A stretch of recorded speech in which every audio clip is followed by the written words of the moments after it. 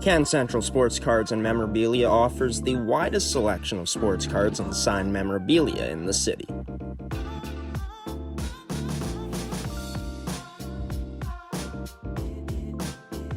For dedicated casual and new collectors, Can Central Sports Cards and Memorabilia has everything a collector could ask for.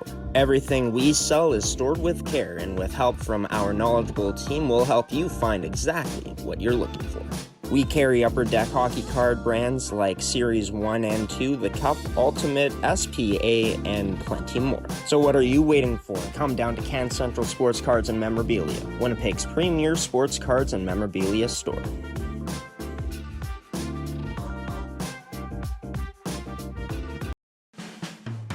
Mid-Canada Fasteners and Tools in Brandon takes pride in selling the tools farmers and tradespeople rely on.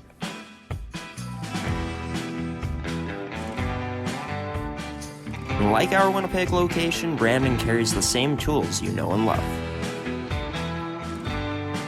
From all the brands you can trust, all in one convenient place.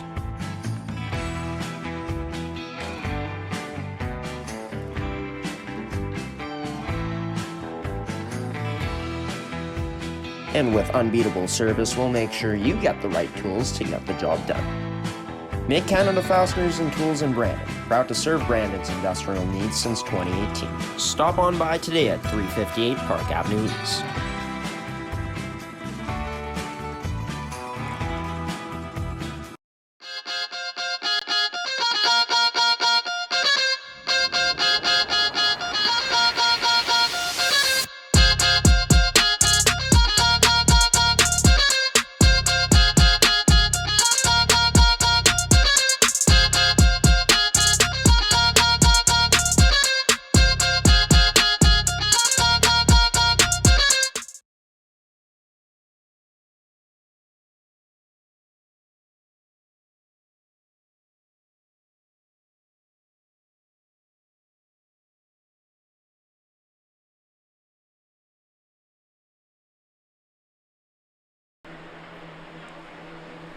And welcome in, Manitoba Major Junior Hockey League fans, into our second pay-per-view live stream of mmjhl playoff game day action, live from East End tonight, a game that we added onto the schedule because we want to bring you as much playoff hockey as possible here in this 2025 mmjhl playoff season, as the race for the Jack McKenzie Trophy continues tonight. The third seed in the Transcona Railer Express back at home, trying to bounce back against the three-time defending champion, three-peated in the last 3 seasons in the 6th seed in the St. James Junior Canucks tonight. I'm your host and play-by-play commentator, Graham, the G-Show Forsyth.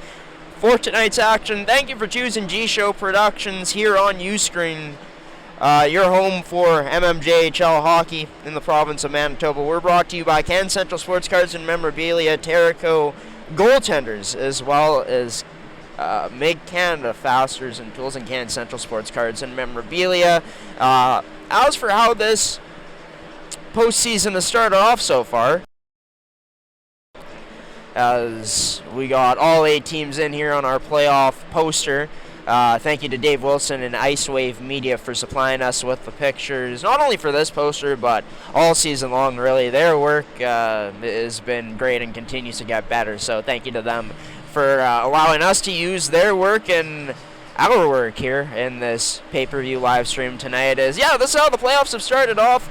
As you can see, both the Fort Garry Twins and St. Boniface Riels with the most goals so far throughout 3 games. As for how the playoff bracket looks up until this point, St. Boniface and Fort Garry with a chance to punch their ticket into the next round with wins in game number 4 if they're able to complete the sweep in those series. We're going to have both those game 4s, Riels Vicks tomorrow night at St. Vital Centennial Arena, and then Raiders Twins on Friday night at Seven Oaks Arena. The Charleswood Hawks grabbed a 2-1 series lead in their best of 7 Elite 8 last night, and the only 2 teams not to play was in this series right here. The Canucks and Railer Express both had a night off compared to the rest of the league, and are, of course, going to do their best to prepare to give their best tonight in a very crucial game number 3 in this series, as this is how the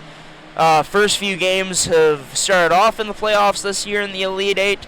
Transcona started off with a 5-3 win here last Friday to take a 1-0 series lead over the St. James Junior Canucks. But then the Canucks, they got out to a 3-0 lead in game number 2 at home and really didn't look back after that offensively. Also 4 goals in that third period to seal it home for St. James, as Ryan Dick and this squad is Dick, the new sheriff in town here for this St. James Junior Canucks team, has this team seemingly playing the right way in that game number 2. Will he have this team playing the right way here tonight, as they're still without their best player and their captain in Rory Neal? For Rory Neal, he's suspended indefinitely due to a little bit of a potty mouth from number 7, as I've to hear about it. Pretty unfortunate for St. James, as when he's in the lineup, if he's in anybody's lineup, if he was on any other team, like it's just instant positive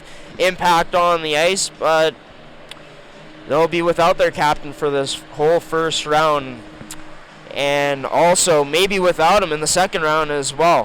His return still to be determined due to his suspension, where he's out indefinitely. But as for this series right here in the St. James Junior Canucks and Transcona Railer Express, for Transcona, it's about slaying the dragon. Last 2 times they played St. James in a playoff series, they've ended up losing both times, most recently last year in that Elite Eight round where they were the 8th seed. But this year, a lot different for the Transcona Railer Express and the St. James Junior Canucks, as Transcona took the biggest jump in the standings out of any team. Well, you could argue the Twins as well, jumping from 6th to 1st. Transcona jumping from 8th place to 3rd place this season. And of course, for the St. James Junior Canucks, they were the first place team for the past 3 years here in the MM, back-to-back defending champs, as they're in search for a 4-peat this year. And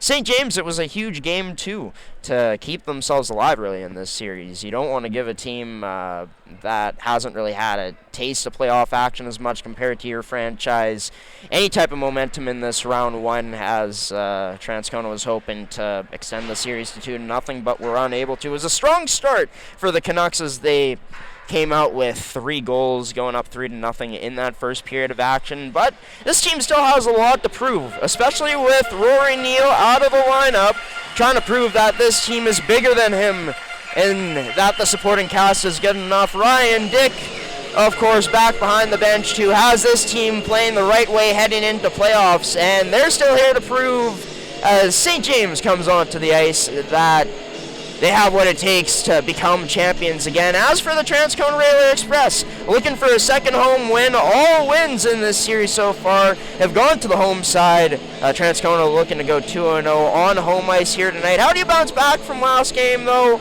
As you gave up 8, started off down 3-0. Well, it's about preparation. Has to be a lot better here from Transcona tonight, as they look to grab the lead again. St. James with other plans. We got the national anthem and puck drop for the first period coming up next. Enjoy the national anthems, everybody, and enjoy this game. Thank you for supporting not only G-Show Productions, but the mmjhl with your $5 purchase of this game, as 50% of the fees goes back to the league itself. Enjoy the game, everybody. Thanks for tuning in. Please rise at the call pads for the playing of the national anthem.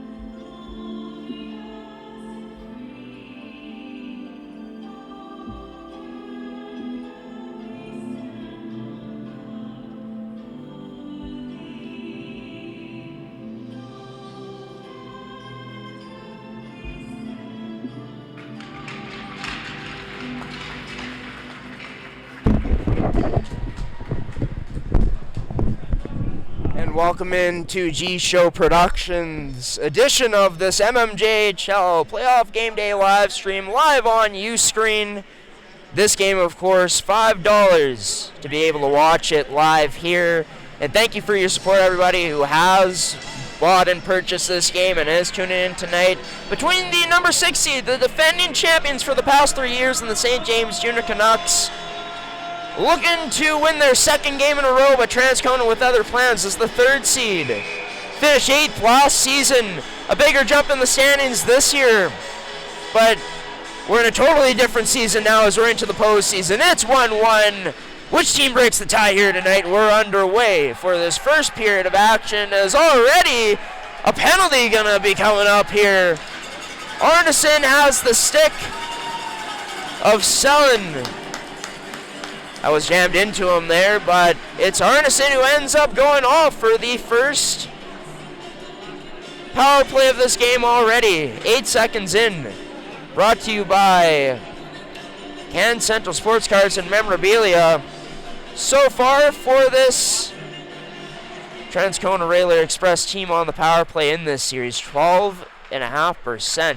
It's been a penalty kill type of series that has had success for both of these teams. As Transcona at 100% on the PK compared to the Junior Canucks, who pretty good so far, 87.5 on the penalty kill as Georgery sends this in deep. Sage Delarone getting the start tonight for this Railer Express team in net. Logan Enns, the former Pembina Valley Twister for this Canuck squad, as Bruchansky coming in. Bruchansky, co-defenseman of the year, drops this up to the point to Captain Vandenbush. Vandenbush towards the net, but unable to find a seam as it went off of a skate. Held in at the line by Larkins as his shot blocked on the way through. Vandenbush settles this down along the boards and drops it back to a wide open Bruchansky. Bruchansky off the boards to Vandenbush. Lost that in his skates as that wrapped around now, but turned aside by Enns to Vandenbush as he fans on that attempt. Georgery with a strong dump out of the zone. So with 50 seconds remained on this power play for the Railer Express, St. James looking to capitalize on the PK. Unable to get a handle on it there was number 14 and Thorstensen. Transcona regains the zone again, looking to send this down low, which McClure does, but off the mark for number 19. As he brings this to the net, that denied. But line held by Campbell. Across now McClure, but he's unable to find that puck and cradle it as all he can do is send it down low. Into the skates now of Selin. Kicks it up to himself. Selin to McClure. Quick 1T there for number 16.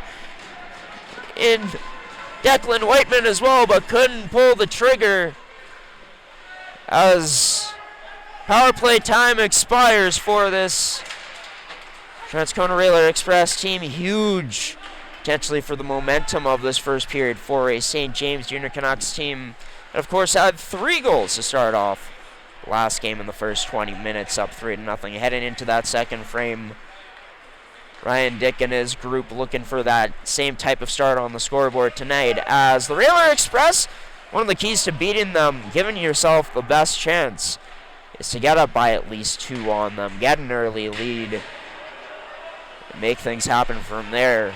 Romanek down on the ice, slow to get up. It's Werfel the other way, taking it to the net. Huge denial by St. Delarone. Campbell ran into him afterwards. This gets cleared out of the zone. Draw back for number 8 in Jarrett Ross, who for Ross gonna have to play an even bigger role in this series as well as the rest of this Canucks decor. So without Rory Neal for this whole first round, it's not certain you make it past to the next round. As here, trying to dangle his way in, denied. Into the skate, trying to dangle his way past was Keaton Johnson. Is this controlled at the point now? Sam Howell, his shot blocked huge by number 22 in Osterman as this gets sent in deep by Arneson. It's a nice job by Nathan Turner to get this into the Canucks zone. Evading the check there was Turner well. Just looking to line him up. Number 6 for the squad in Magnus Enerson. that down low Turner. Dishes off to Johnson. His shot turned aside by Ends. 16:05 remaining. The starting goaltenders. Brought to you by goaltenders. Logan Ends for the St. James Junior Canucks. He wears number 30. Number 29 for the Transcona Railer Express, and Sage Delarone gets the start tonight for them. As your starting goalies, brought to you by goaltenders, your goalie's personal video review service. Be sure to check out their website for more details at GordyTumblesonGoalies.ca. So right now, a bit of a problem with the net in the St. James zone.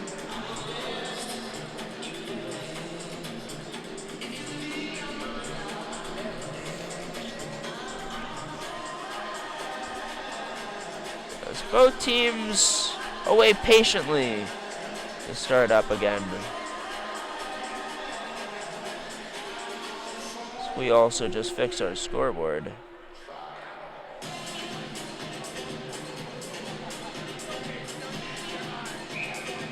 To let you see a bit more, if we zoom in like we are into the Canucks zone right now, Turner wins the draw. Todoruk trying to play it down low, but instead into the skates turned over, directed towards his teammate. Now Bruchansky tries to direct this up ice, but blocked up by Salamacha. Salamacha forces Sullen back into the Railer zone to circle back. Long stretch pass, way off the mark for Todoruk, as icing called on the play, but Todoruk arguing that he got there first.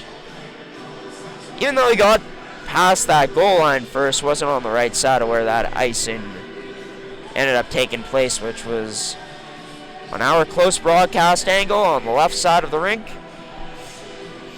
Werfeld to take the draw for the St. James team. 15:43 remaining now as we get a quick whistle.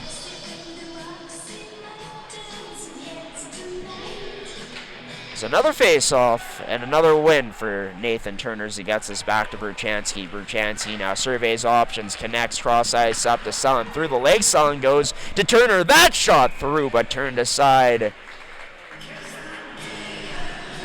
by Ends.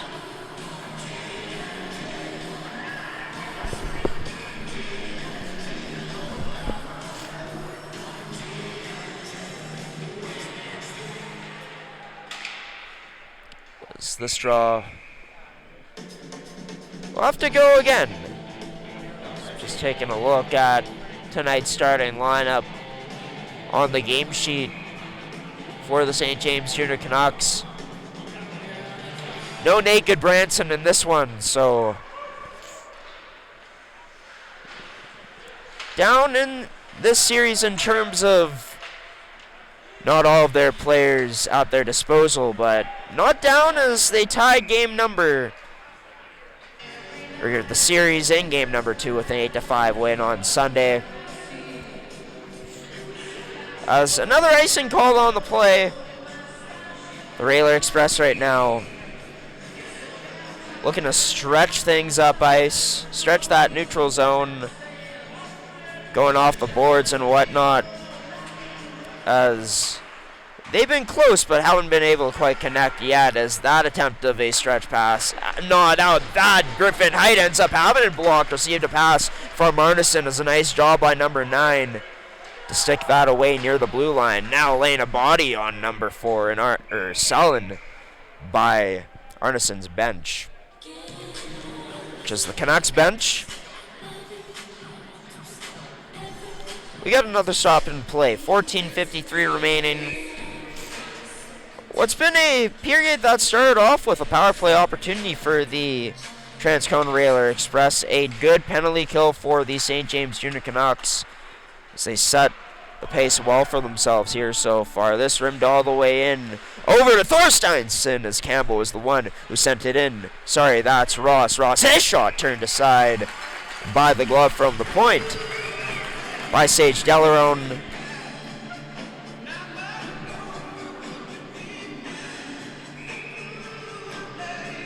So we got another face-off draw coming up here. The captain, Vandenbush, for the Railer Express to take it.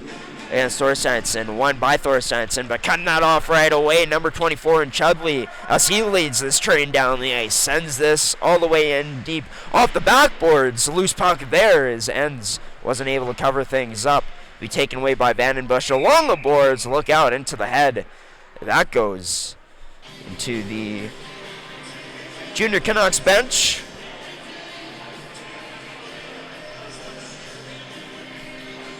Some friendly fire there from St. James.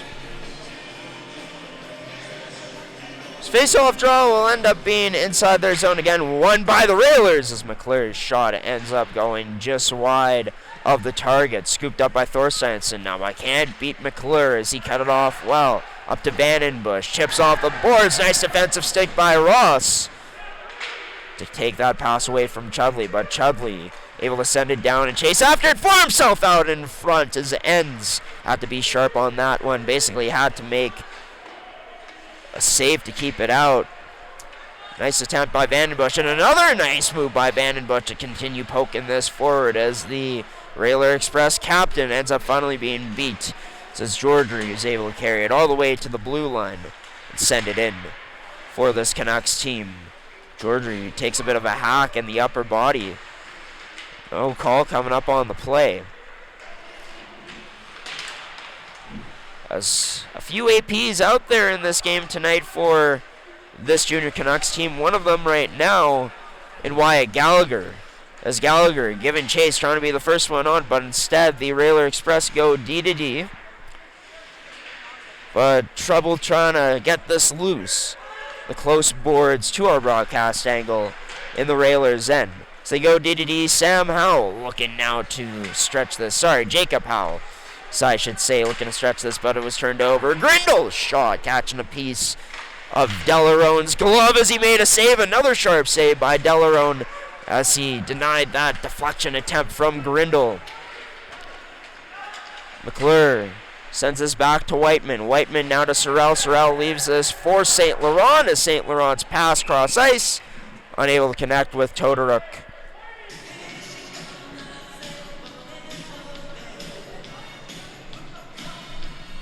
With 12:36 remaining. Some good chances moments ago from this St. James Junior Canucks side. Grindle with both chances. Ends up creating another offensive zone face-off draw here for the Canucks as they win it back to Bruce. His shot glove down, rebound there, but Delarone able to stand his ground and net gets knocked down as Kugzak gets pushed into number 29. The net goes off as Delarone looks to collect himself.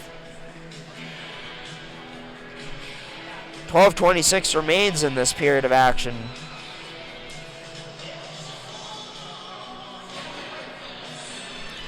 So another offensive zone face-off draw here for this Canucks squad.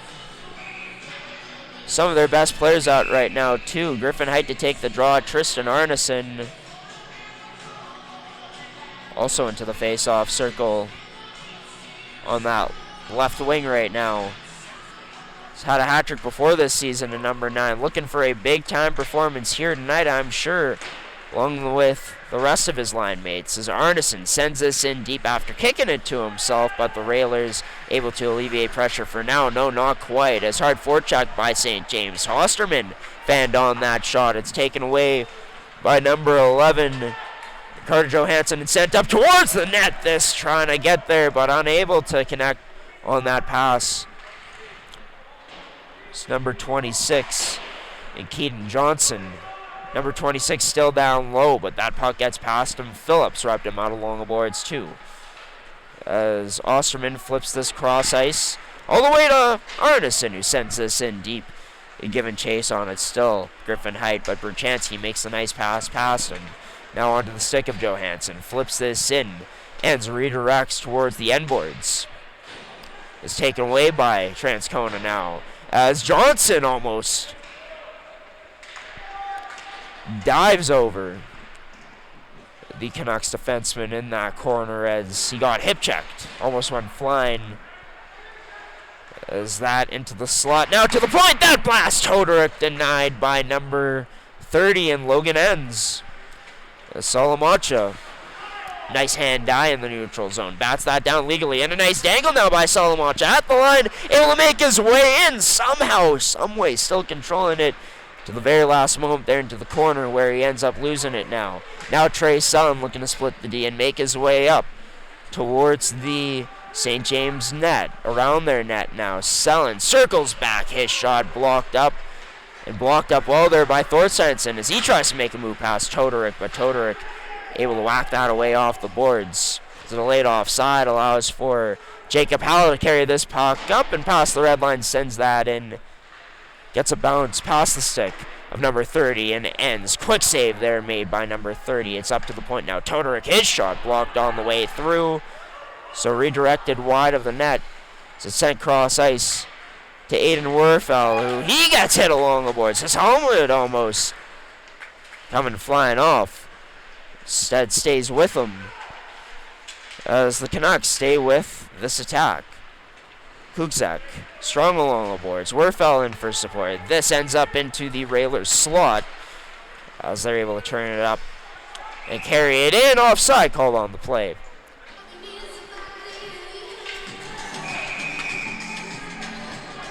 As by the Canucks bench, Kukzak and Todoruk getting into it.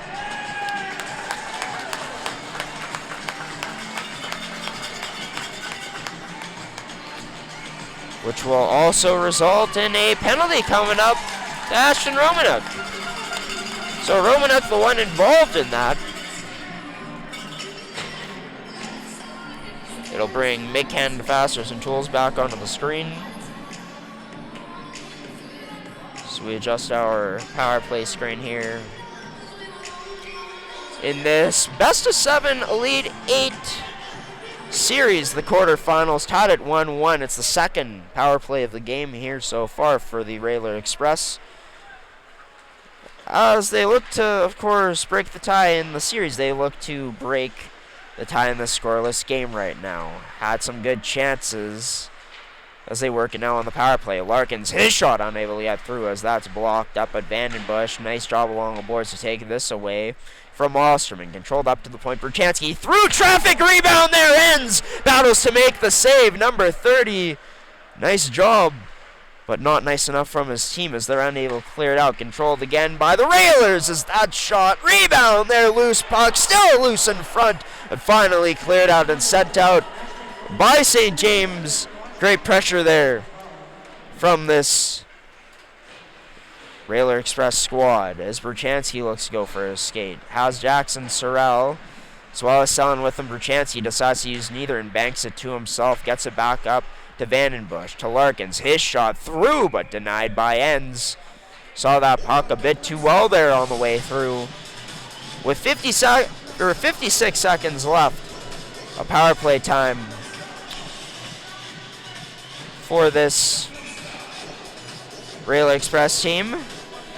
As fresh set of legs out on the blue line as well, as that's Campbell along with Whiteman. Campbell unable to hold this pass in. He goes D to Whiteman, who just before the blue line sends this in deep. Ends out of his own net to play it. Tries to send it off the glass and out, but Whiteman held the zone while unable to clear it down well enough, so St. James able to send it out. It's all the way down into the Railers' end. 30 seconds remain on this Railer Express power play as it'll be Campbell who just decides to rip this in. Ends up behind the net. As Jackson Sorrell in tight rebound there, but Whiteman not in the vicinity to be able to grab onto it. As 7 seconds remain in this power play for this Transcona Railer Express team. We're now back to even strength as McClure failed to get this in deep, and now it's sent in the direction of Romanuk. Fresh out of the box, but an icing called on the play.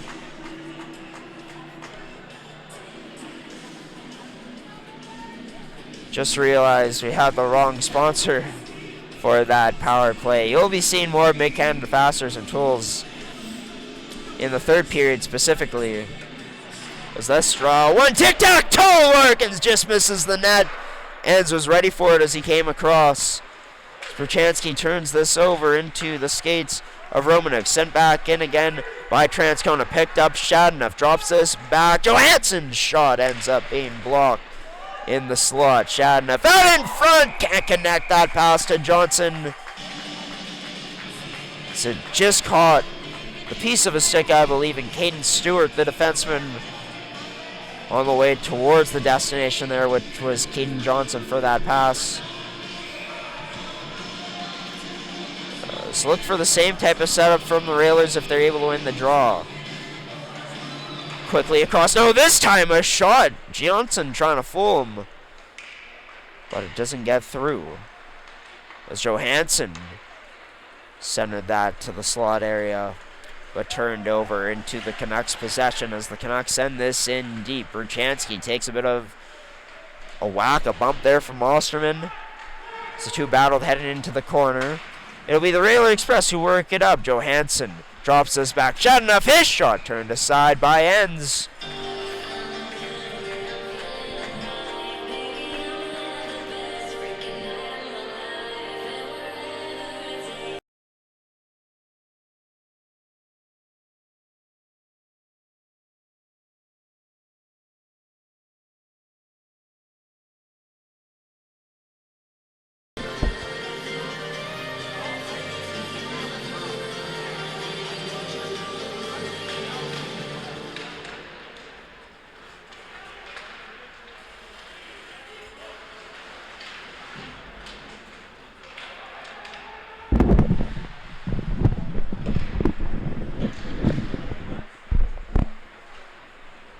Back up over to Jacob Howell at the point. His shot wide of the net. He's looking for a good redirection, but didn't get it for himself as St. Laurent had Gallagher with him all the way. As Gallagher almost tries and almost gets it off of that forecheck, as Gallagher still active at that blue line. Almost took it away. But it's the Railers who send it in deep. Off the boards for Rowan Cove. That sharp angle shot wide of the net. To the point, that shot through and turned aside by Enns. Weathering the storm here early has been number 30 for this St. James Junior Canucks squad. They'll look to, of course, build some more offense, more chances as this game goes along the offensive zone. But for right now, it's the Railer Express who have done a good job dumping pucks in and getting after them, breaking in with their speed, and also doing a great job of possessing and controlling off of the face-offs. And they'll get some more time to build some momentum. That's 2 minutes for a cross-check coming up. This time number 18 and Aiden Bruce goes to the box.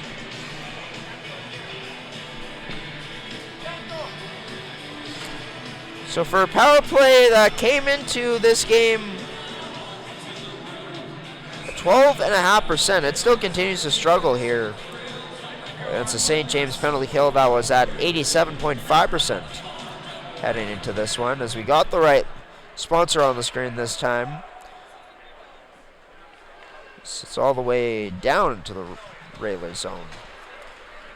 T-Kona on the power play. Nice move by Bruchansky. His shot turned aside by a nice blocker of Logan Enns. Circling up and now dishing this back is Chudley to Larkins. Larkins down the left side towards the net. Chudley trying to get a tip, a redirection in front, but Enns cut down the angle well.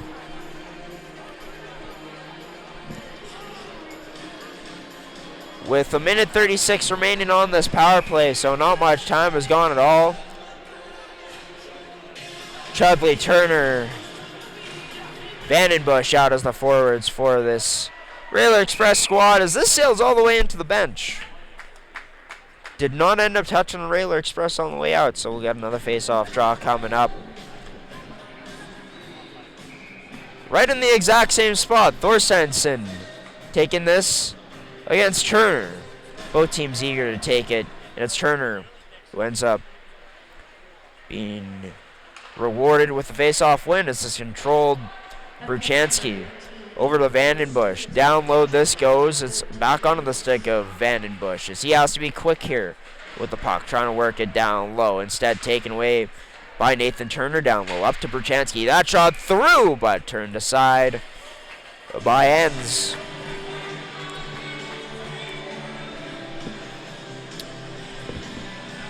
With 5:07 remaining in this period, 1:08 remaining on the Aiden Bruce penalty. As for St. Laurent, scores up against Height, wins this against number 13. DDD, this goes Campbell. His shot deflected, but wide of the net. Is in front, getting the tip on that was a railer forward. It's back up to Campbell now. His shot again through, this time no deflection, and no rebound from Logan Enns.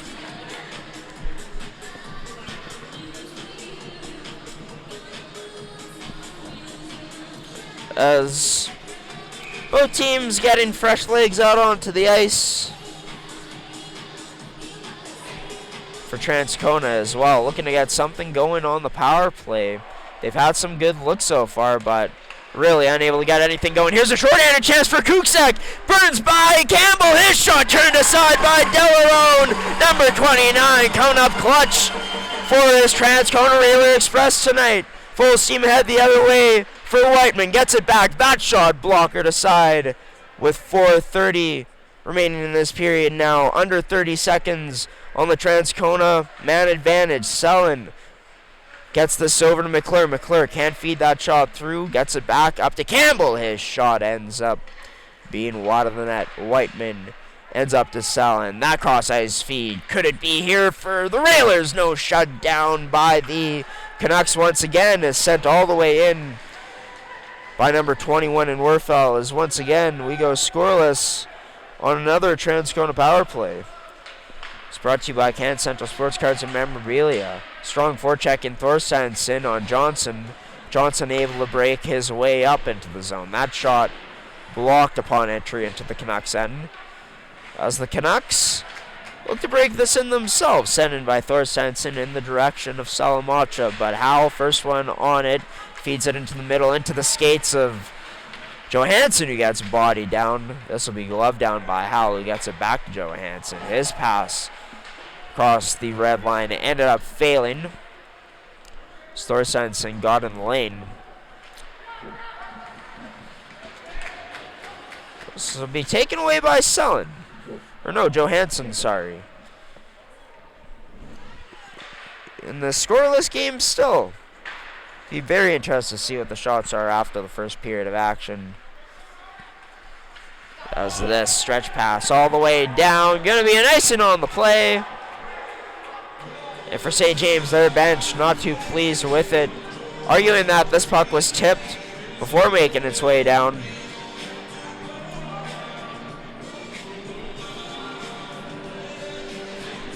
The conversations with the referees continue for just a split moment there. Griffin Height take the draw against number 23 in Turner. This will be all the way around, but not out for St. James. It'll be sent up Salamacha, but offside on the play. As Height a bit too far over the line. Access Credit Union, Edgewood Development, Greenfellow Realty, Odyssey Dental Care, Economy Signs, Pandora Inn, Tractors Projects, Oakley Alarms, Dallas Restaurant Lounge, Vickers Automotive Group. So with the 2 minutes 44 remaining in this period, we're still scoreless. Still searching for our first goal, of course. Werfel to take the draw against Turner, as Turner wins this for the Railer Express. Up to Jace Larkins, who flips this in with the saucer pass, a lobber onto the net of Enns to test him a bit. So they've already tested him quite a fair bit so far.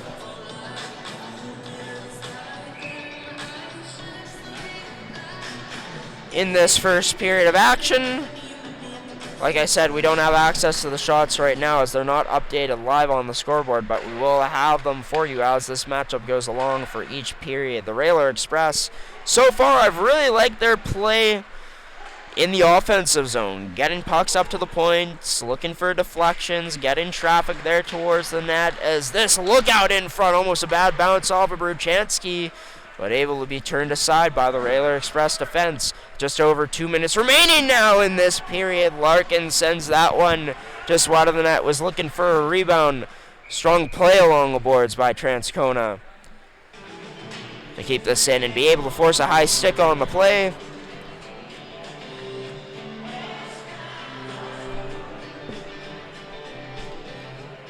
As more fresh legs out there for this Railer Express squad. This time it's Vandenbush, Chudley, and McClure, as Vandenbush losing this draw. Number 13 in Griffin Height delayed offside on the play. So the Canucks with some time to work this up potentially in the last minutes of this period. It's Magnum Enerson sends this in deep but has it cut off by Railer Express. This cross ice feed now over to Evan Chudley. Tries to feed it over to Vandenbush, but pass looked off the mark anyways and picked off by a St. James player as they rim this around up to Height. Has that stripped away by Chudley as his shot from the slot turned aside by Murphy. Now up to the point for Whiteman again. His shot ends up wide of the net. It's the Canucks look to transition up the other way with 1:12 remaining. The Canucks looking to work something here down low. Maybe Arneson trying to go to Osterman, but denied by a good Railers. Defensive stick to Osterman again, but didn't end up on number 22's stick as Arneson tried to feed it over to him. And deflecting into Delarone's glove instead. So the rookie goaltender settles things down here with 58.9 seconds remaining in our first period of action. Stay tuned for Game of the Year highlights coming up during this intermission. And not sure what we'll show in the upcoming periods. May just show the promo screen or one of our other regular season matchups we did here in the MMJHL this season, or either the MFHL as that long blast ends up going high of the net, sailing over Enz's glove. As it's to Salamacha. Salamacha off his stick, turned over to Keaton Johnson. Less than 30 seconds remain now. Stretched up the middle. Up the middle seemed to Shadenough, who has that turned aside. Glove too good from Enz. And for St. James, I'll just say this right now. That's a wonderful deadline acquisition that they ended up having. They had one of the better deadlines in my position, in my opinion. This team was in a position to still be aggressive and went out and shored up their goaltending. Connor Murphy's been solid, top 3 in wins in the league this season, but Logan Enz, of course, experience of playing in a goaltending tandem with splitting duties last year with Owen LaRocque, and also had some success and a track record in the playoffs from last year in this league and leagues before, or the years before in this league, as all St. James will do is flip this out of their own end, as Logan Enz and company go off of the ice for, well, what they're happy about, a bit of a breather here during this first intermission. Thought that St. James had some good looks throughout that period. That top line of Arneson and Griffin Height leading the way. It could be a real difference in this one if St. James ends up coming away with the victory. But no, overall this period I thought belonged to the Transcona Railer Express. I felt that they controlled more of the possession and more of the play. Some really good cycles, getting it up top to the point in St. James' zone. It's just got to be a bit more accurate on the shots as the period went along. Started missing the net more. And of course, be ready at the line, right? We saw, shorthanded specifically, that St. James will pressure the defense in their own end, trying to force turnovers. And also, St. James looking to work the puck up quickly up ice to get opportunities, much like Transcona was trying to do, especially near the start of this game with stretch passes that they had. So, first period of action, a lot different than yesterday at Southdale Community Center. We're scoreless at 0-0 in this one. First period of action brought to you by Can Central Sports Cars and Memorabilia. Thank you for paying the $5 and tuning into this one, MMJHL fans. Of course, 50% of the money goes back to the league out of the purchase that you are making today to watch this MMJHL playoff game day live stream in the 3 vs. 6 series. The 3 seed Transcona Railer Express taking on the 6th seed in the Junior Canucks series, tied at 1 apiece heading into this game. And fitting that we see a tie on the scoreboard. Scoreless tie. Who breaks it coming up next?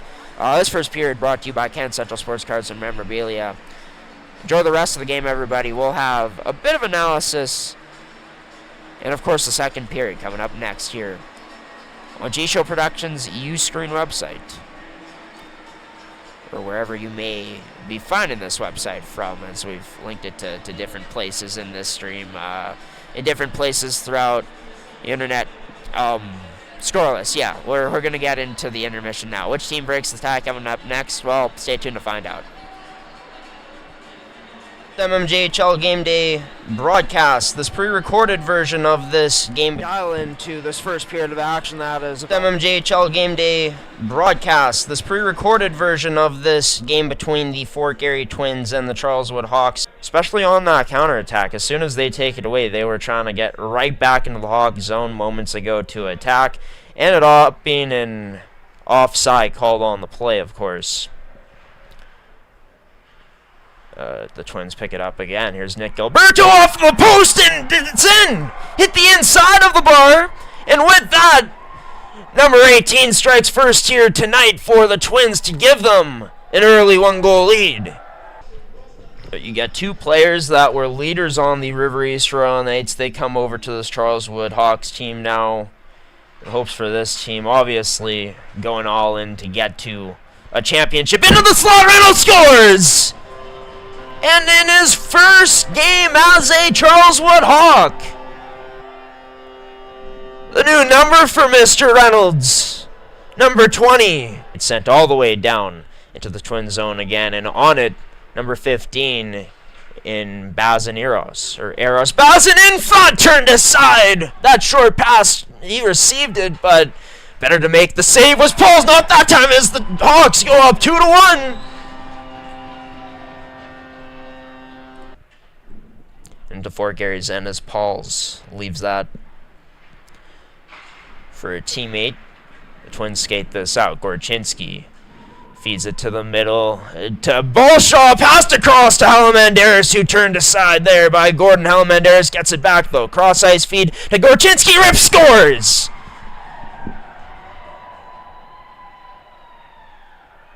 The Charleswood crowd a bit furious about that one, as usually you see that get called. Neufeld gets taken out hard to the ice. Reverse picks the puck up, handcuffing Pauls a bit, but Pauls able to come away with that save. Now Neufeld gets lit up in the neutral zone, but a 2-on-1 headed the other way as that shot turned aside by Gordon. First forechecker in, waited a bit, allowed for the Twins to send a breakout pass out, but into the stick of Matani. A bit of trouble handling it, forces a turnover onto the stick of number 22. And Jacob feeds it, backdoor scores!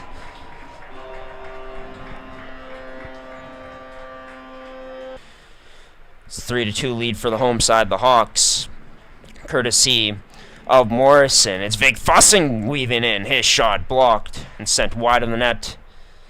Is this picked up again by Cole Penner? That shot through, scores!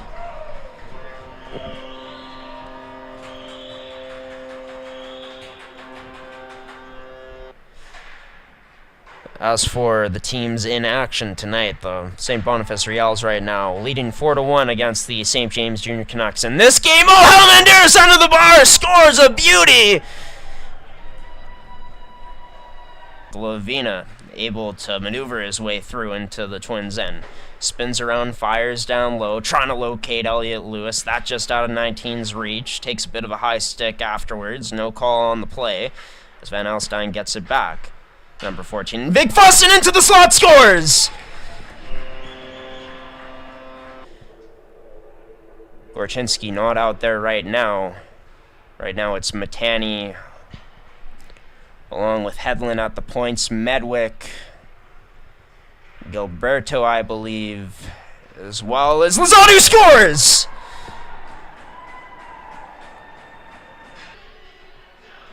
As won by the Twins to the point. Hedlund gets taken out, or Livingstone, that is. Huge hit.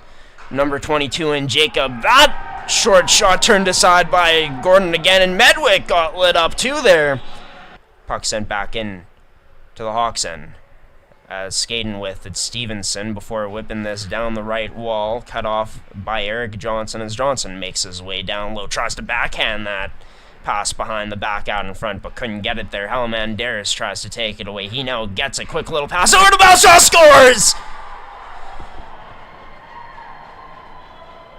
Glavina loses his balance and ends up not cradling that puck. Turnover forced, and there's a wraparound goal! The Twins! 3 unanswered to now lead this one 6-5. 13:28 remaining. This held at the line again by this Fort Garry Twins squad, as they really are getting their cycle game going right now. As that turned over, Belshaw able to off the post, that goes almost a second. I believe number 29, Caligari, was turned away by Gordon on that shot. Now played up onto the stick. Carlson to the slot. Sperber scores!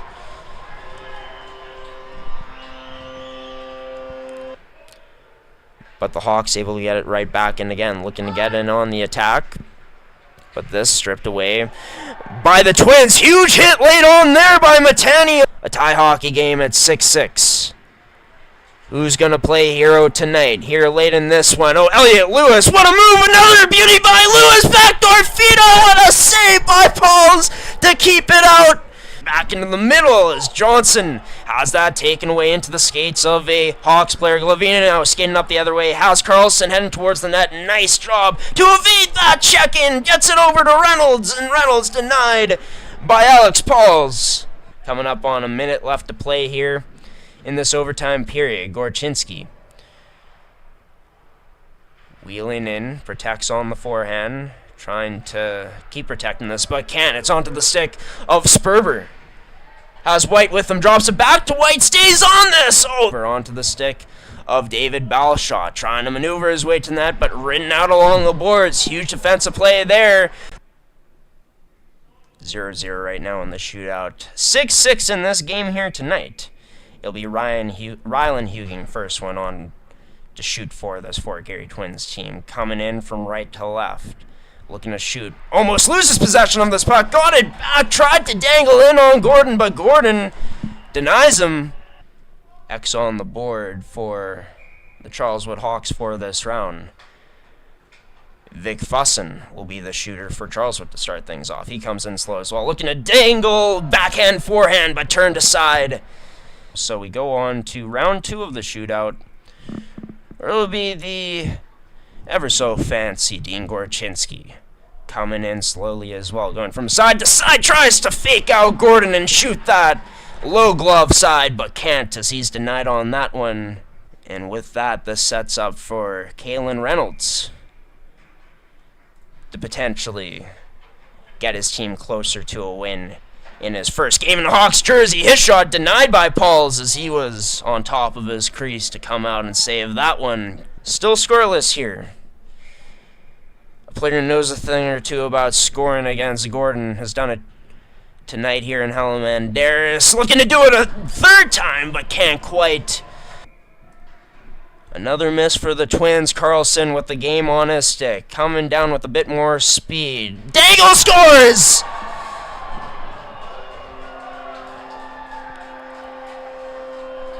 And with that, it wasn't pretty by any means, but they'll definitely take it. The Charleswood Hawks winning the... Can Central Sports Cards and Memorabilia offers the widest selection of sports cards and signed memorabilia in the city.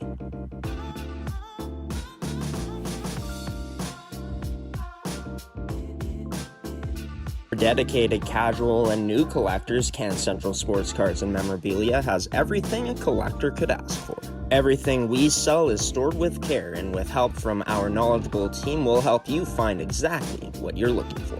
We carry Upper Deck hockey card brands like Series 1 and 2, the Cup, Ultimate, SPA, and plenty more. So what are you waiting for? Come down to Can Central Sports Cards and Memorabilia, Winnipeg's premier sports cards and memorabilia store.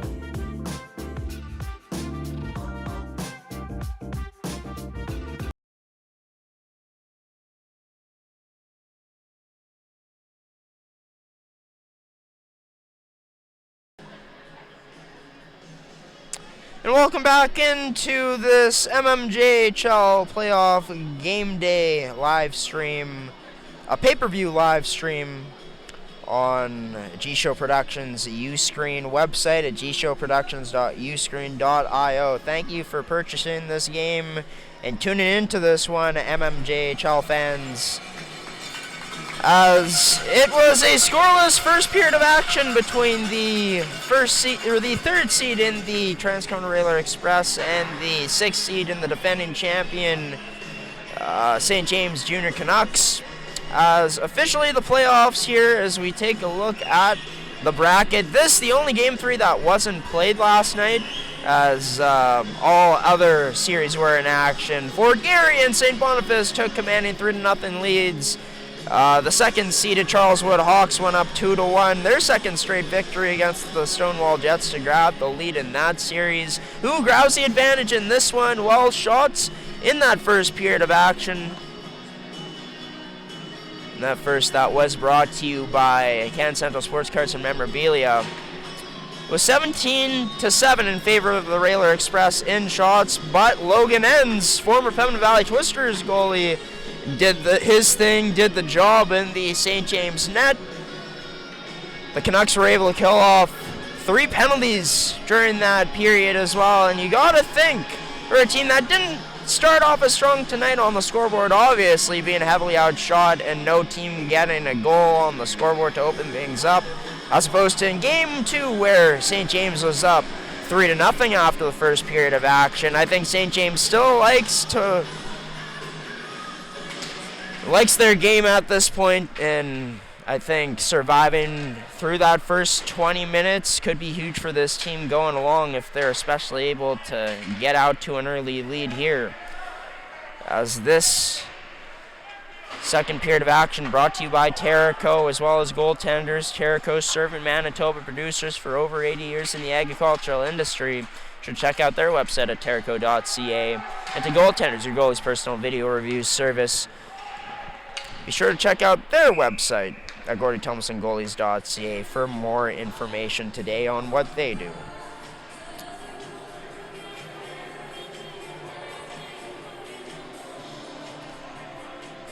So icing on the play, so that means we're going to get a face-off all the way back down in the Railers' end.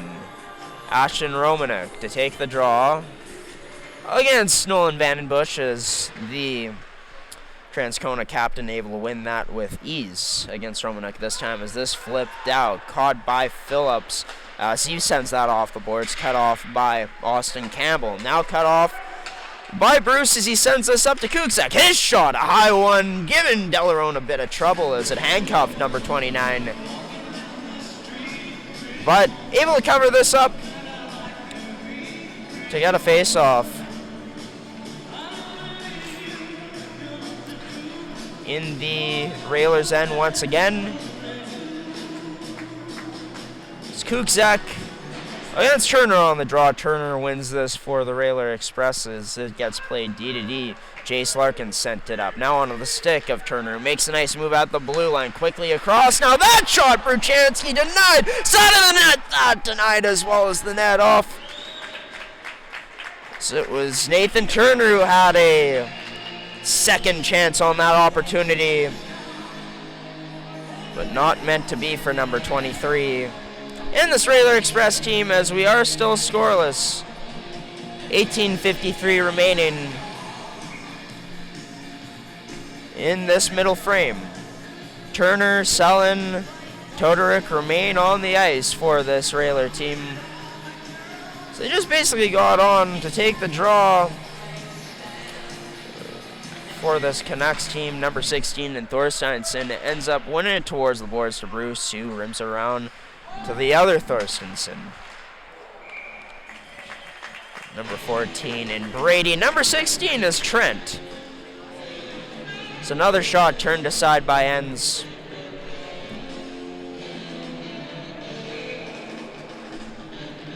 With 18:44 remaining.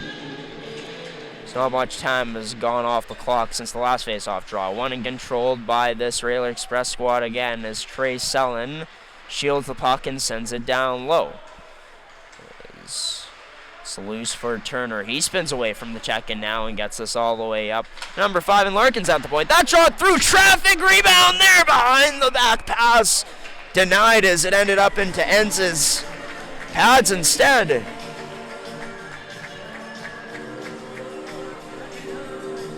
Trying to connect through the legs with that pass. Number 23 and Nathan Turner trying to locate Todoruk. But it's cut off by number 30, the St. James goaltender, and Logan Enz. Another offensive zone faceoff draw for the Railers, though, as Shadenef loses it to Height. Strongly one into the corner for Stewart as he rimmed that all the way around for Osterman as it got sent out. As Osterman hits Arneson with a pass in the neutral zone. He sends that in deep as number 9 gives chase on it. Todoruk first one on it, but held in at the point by Stuart Caden. Stewart's shot rising into that chest protector of number 29 and Sage Delarone.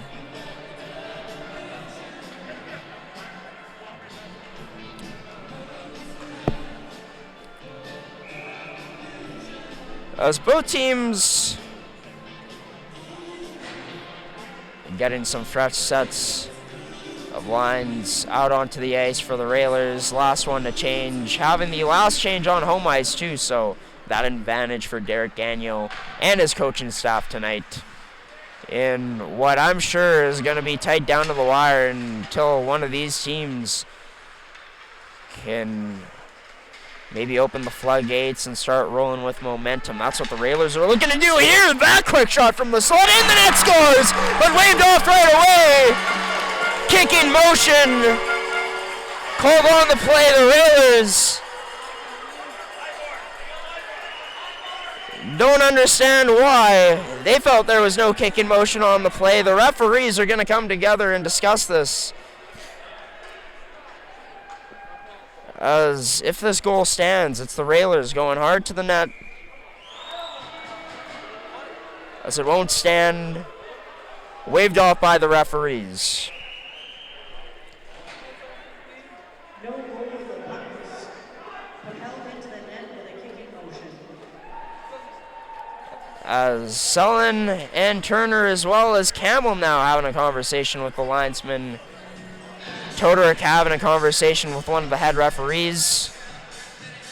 It's not meant to be for Transcona just as of yet, but still the process, I like it. Getting to the net hard, crashing the net for rebounds, resulted in almost a great thing happening for this Railer Express team, which would be to open up the score and get the first goal of the game as Todoruk and Osterman John at the face-off draw, as both of them continuing to feed each other two-handers. Draw won by this Railer Express squad as it's D-to-D connected on the stick of Campbell, who sends this in deep. Phillips able to get this to Osterman. Osterman now to Height, now to Arneson. Arneson looking to dangle his way through, but stood up well by Austin Campbell, not letting him penetrate towards the net.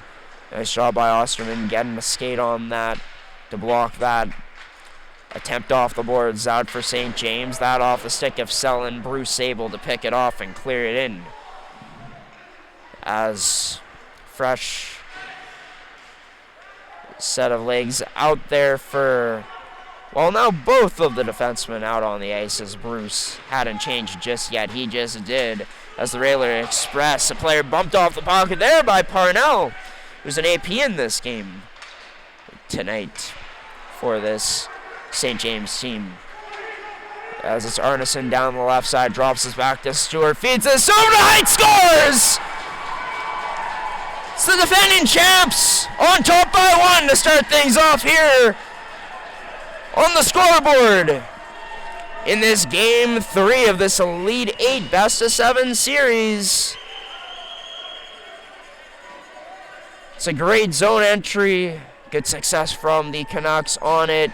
A nice passing setup results in a nice pass and play, as they're able to move Delarone around slightly every time, to the point where it got over to Height, and Height, as that an offside on the play. St. James shooting that afterwards too, and now we got a fight that's going to ensue behind the net.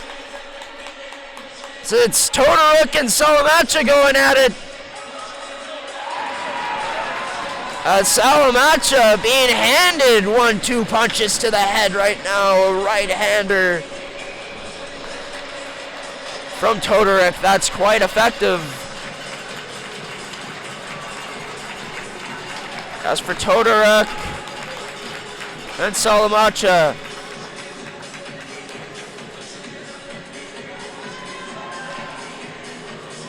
it's going to be Salamacha only heading to the penalty box. Well, it looks like Kyle Todoruk done for the game. So he just got sent off the ice. And Salamacha is going to be on his way as well, as number 26 has played his last minutes of this hockey game.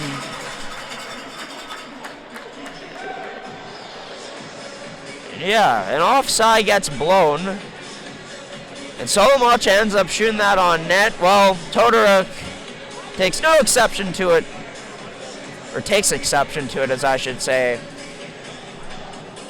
and ends up cross-checking Salamacha into the boards from behind, and then after that, the mayhem ensues. Both now out for the rest of this game due to fighting, but the most recent goal in this game was brought to you by Terrico. It's Griffin Height who unloads a great pass and play by St. James off the rush. A nice rush to enter into the zone led by Arneson. And yeah, Height in prime real estate to deliver that puck. The quick little tic-tac-toe, moving down their own, just out of position enough for Height to be able to pick that corner. As how do the Railer Express respond now? How do the defending champs in the St. James Junior Canucks?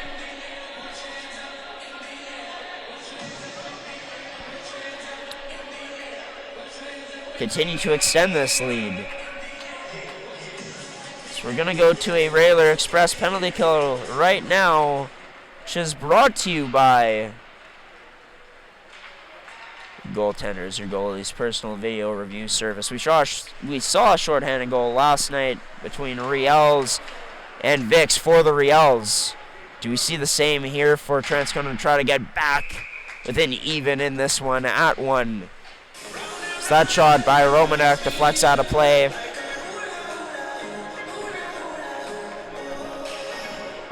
Already a forward change for Derek Gagnon and his Railer Express. Trying to keep him as fresh as possible on the PK.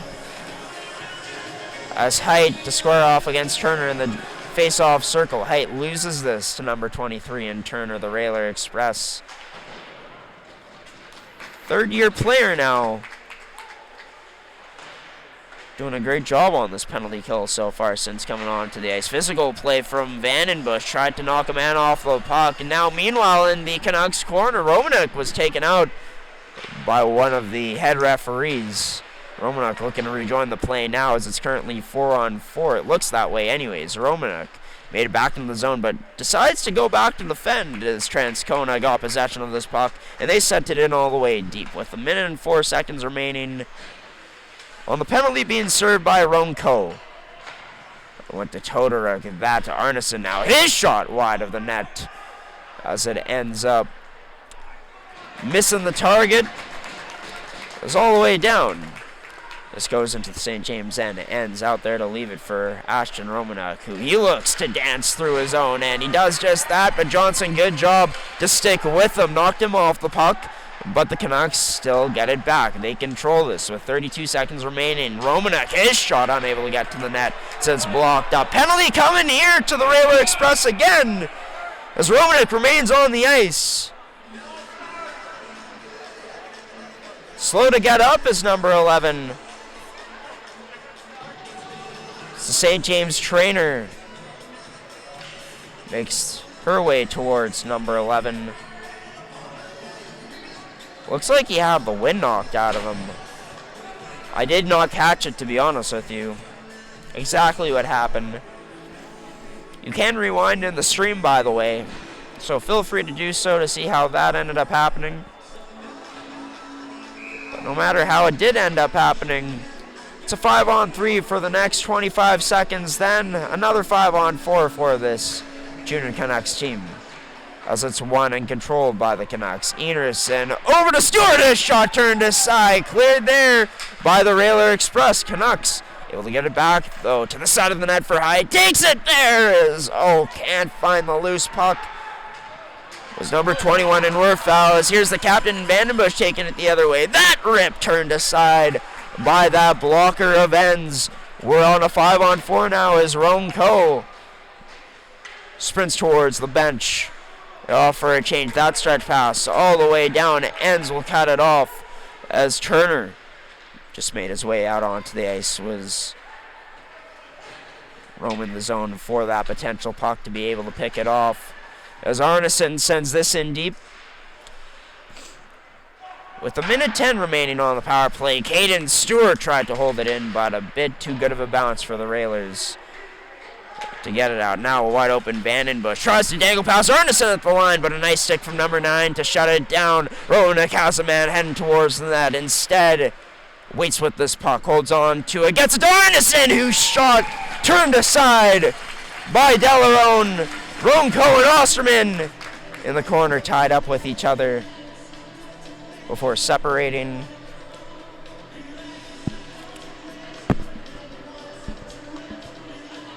With 49 seconds left on this Railer Express penalty.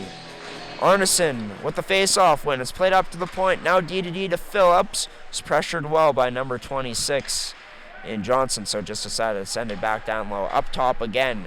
Now to Phillips. His shot through a screen, tip, but turned aside by Delarone. Number 29 focused and sharp to make the save here.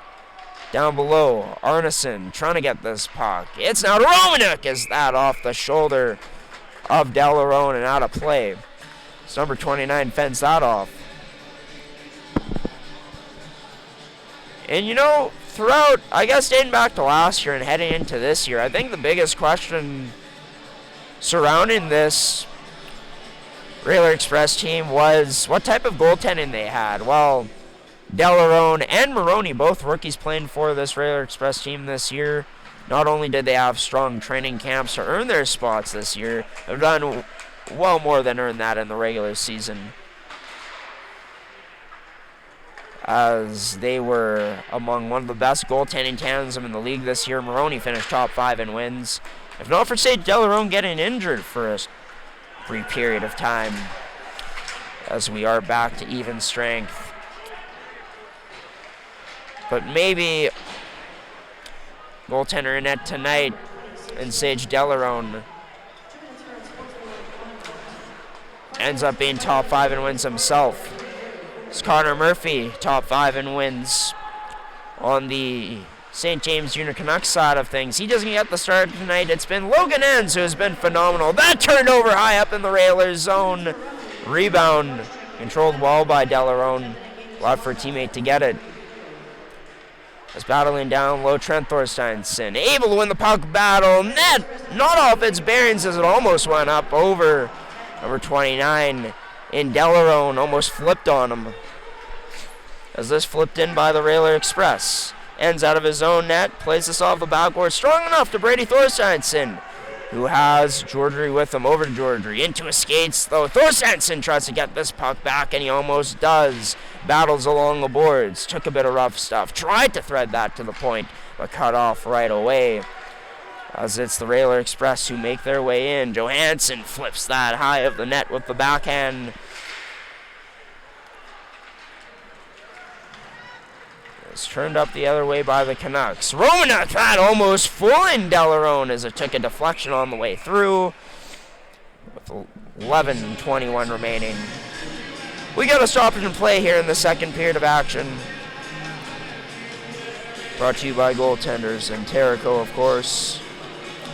Terrico serving Manitoba producers for over 8 years in the agricultural industry. Be sure to check out their website to find out why at terrico.ca.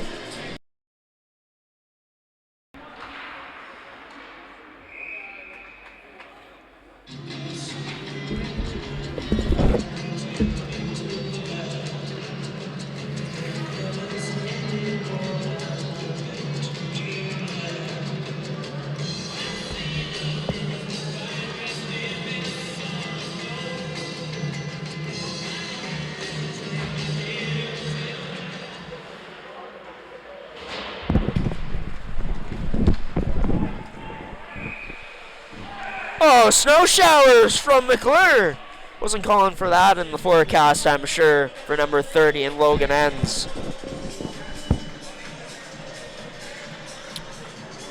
As both teams able to separate from each other. And getting back to business here coming up shortly. So we're going to get a Vandenbush offensive zone face-off, which he ends up losing to number 21 in Werfel. So this gets banked off the boards on the right side of Kuksek. His cross-ice pass cut off by a Railer Express player back down to the Canucks zone now, and now they're able to play back in the neutral zone. Sent in deep by Romanuk, who battled with Chudley there for a split second. Both of them separated afterwards. Down for an icing this goes. 10:45 remaining in the second period of action. 1-0 in favor of this Junior Canucks team. So they got an offensive zone face-off for themselves now here coming up, as that won by the Railers, but picked off by the Canucks. It's held in, and Enerson, his shot high of the net, had a man ducking, and Osterman. So Osterman can't send that in deep. Enerson now lunging to keep this in. Played it to safety to Hyde, who sends it down low. So Arneson has his stick lifted there for a split moment. It allows for Campbell to carry this out and send it over to Vandenbush. It's his shot, trying to pull it through a screen set by Ross, but it was blocked up. Line held by Howell, over quickly to Chudley. That shot, rebound created, but no one there to get it for this Railer Express team. So it'll be a Railer Express penalty as well coming up. 2 minutes for a cross-check. Going to number 8 in Austin Campbell. So with that, we're going to bring Terrico back onto the screen.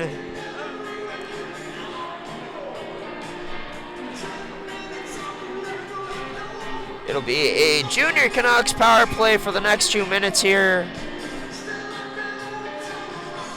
And for this Junior Canucks squad so far, while looking for that first power play goal, so far it's been perfect for the Railer Express. Short-handed, as they're 100% on the penalty kill. A big fat 0 in the power play category for the Canucks right now. They look to change that coming up here, as they also look to extend this lead up to 2. This sent all the way down and turned aside by Enns. He plays this behind the net. It goes to Phillips. Phillips out to Werfel. Werfel, his pass up ice into the skates of Kuksek at the blue line. Kuksek settled it down and got to Phillips. Werfel now heading towards the net. Phillips stops up, delays, surveying options, decides to shoot this. Ends up onto the stick of Werfel, out in front. Loose puck turned aside and cleared away by the Railers as Logan Ends leaves this for Phillips. Phillips using the net as a shield as he banks this off the boards and out onto Osterman's stick. Osterman loses the handle on it as Transcona able to get it out again. Phillips into the shin pad of his teammate and Brady Thorsteinson. This allows for Transcona to get possession of it and send it back down in to the Canucks zone. So Osterman connects up ice with Stewart. His shot off a stick and out of play with 45 seconds remaining.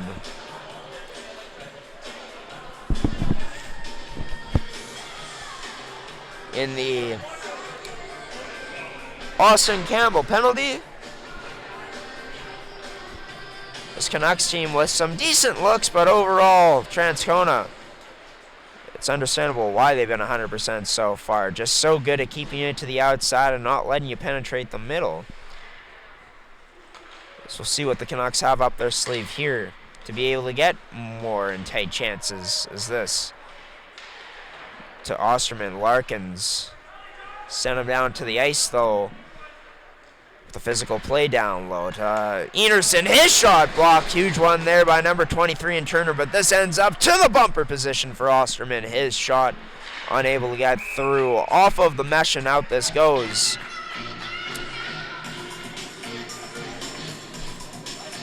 With 14 seconds remaining in this period of action. 14 seconds left in the express penalty. Thorsteinsson, Trent that is, took the draw. That blast through blockered away by Delarone. Shot came from Enerson. 6 seconds remaining. Enerson, a shot through again, tipped wide of the net. Believe hitting the body out in front, and Larkins to send us back to even strength.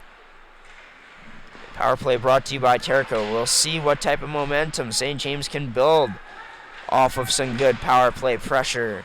It's the Transcona Rail Express looking to push momentum into their favor right now as it's sent in deep.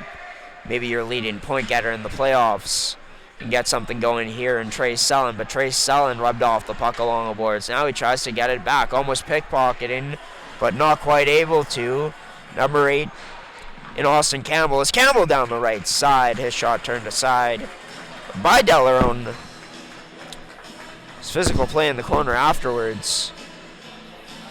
As Grindle takes some time to recoup and get himself back up. Heads towards the bench as well.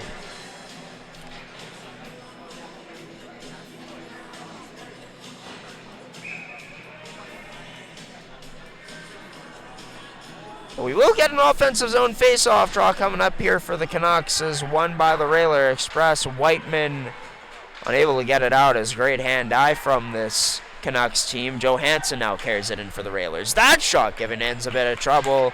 Turned away was number 30. So this gets rimmed all the way around to Werfel. His pass towards the middle, intercepted by Campbell. Kuksak couldn't get a handle on that puck that he had intercepted just now. As maybe here as Kuksak gets tripped up, interference! As for Whiteman, still wants to go after Kuksak afterwards. Feeling like Kuksak took a dive, I'm sure.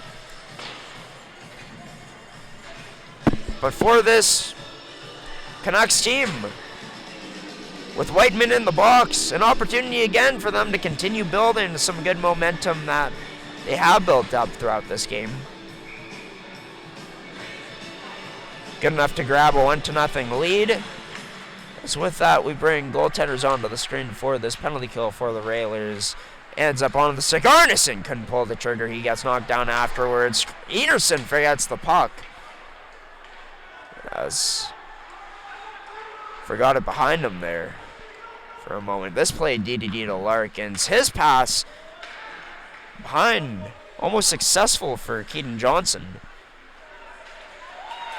As this nice play by Johnson and take away into the skates, cross ice feed over to Bruchansky, so he couldn't receive that pass or cradle it. Was too tough for number 7. As it's played up to Osterman in the neutral zone. Now to Brady Thorsteinsson. His shot turned aside in that high slot. Enerson goes DDD now, walking in. That shot from Stewart turned aside. He tries to get his own rebound, but gets bounced over his stick as the Railers able to clear it out with a minute remaining now on the power play. Keaton Johnson spins and fires into the opposite corner into safety before going off for a change, where Turner and Vandenbush make their way back onto the ice. Up to Arneson. Arneson, a huge crater on that first goal. Played to the point. Now that Phillips, his shot, unable to make its way through with 35 seconds remaining on this power play now. This sent out again by the Transcona Railer Express. Nice job. Nice work by number 22, and Vandenbush ends out of his own net to play this. Plays it with success.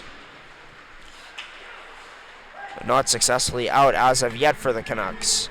The zone on the stick of Kuksak is Kuksak. 12 seconds remaining on the power play. That one almost finding a way to sneak its way through, but not meant to be for this Canucks team. Another huge block, this time by Howell, as we are back to even strength. As the Railer Express looking to work some late period magic here. Vandenbush couldn't get that towards the front of the net. His intended target is Trey Turner. Romanek now dangling his way through, almost holds onto this puck, and he does through the dangle, backhand shot denied. Another chance. Delarone has to stick that pad out to make a save. I don't believe ended up happening. So I believe it just missed the net altogether. Jackson Sorrell swoops in through the neutral zone to get this puck. Tries to dangle his way through, but shut down by Enerson on his path to the net.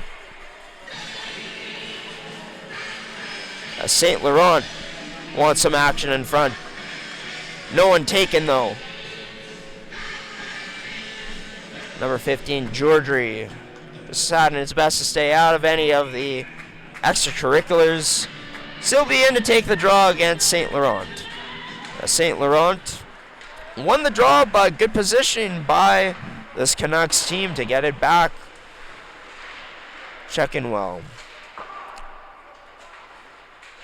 Off that face-off draw win.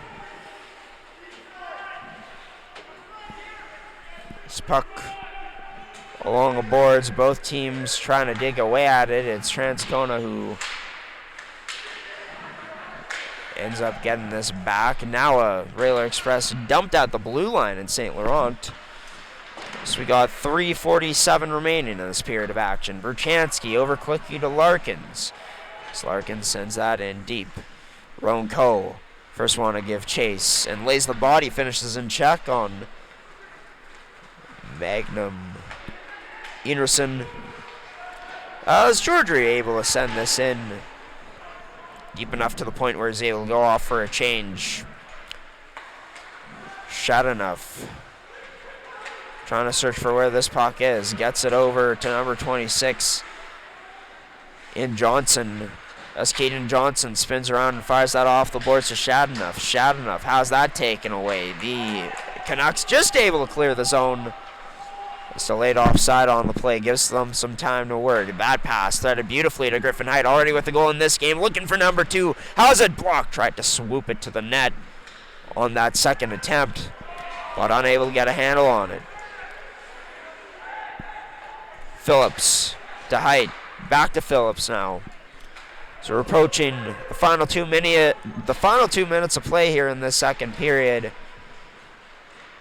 Let me tell you, folks, absolutely exhausted. There's been some times here where I've been trying to think of what to say and just haven't been able to do it. It's been a long day, a long 2 days. So, of course, our first ever playoff pay-per-view broadcast was yesterday, last night, at Southdale between the Riels and the Victorias, where, of course, we'll have Game 4 tomorrow night at St. Vital, as the Vics look to avoid going out in 4 games, avoiding trying to be swept. Puck will drop at 7:30 p.m. tomorrow at the Centennial in St. Vital.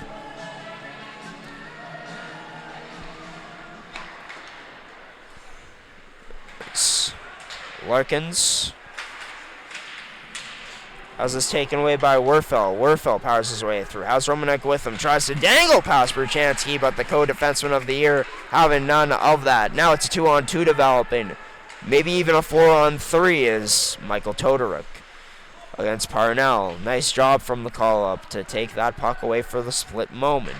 It's up to the point to Berchansky. Controlled to Selin. That shot off a skate and out of play.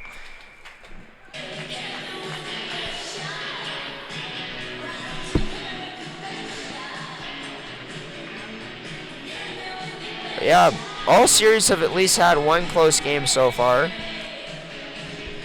This might end up being the closest of the bunch out of the 3 so far between the Railers and Canucks. Series tied at 1 apiece, 1-0 only from the Canucks with almost 40 minutes played in this period. Digging it out of some skates in front. This Railer Express squad ended up not, as it's sent out by the St. James team with 1:30 remaining in the second period of action. It's played up behind number 27 though in McClure, so he had that knocked off his stick. As it's sent down all the way to the Railers' end. Railers get it back in the neutral zone. It's Vandenbush leading the way. His shot, a hard one, but ends able to cover it up and handled what could have been a rebound possibility very well too, as he totally killed that right away.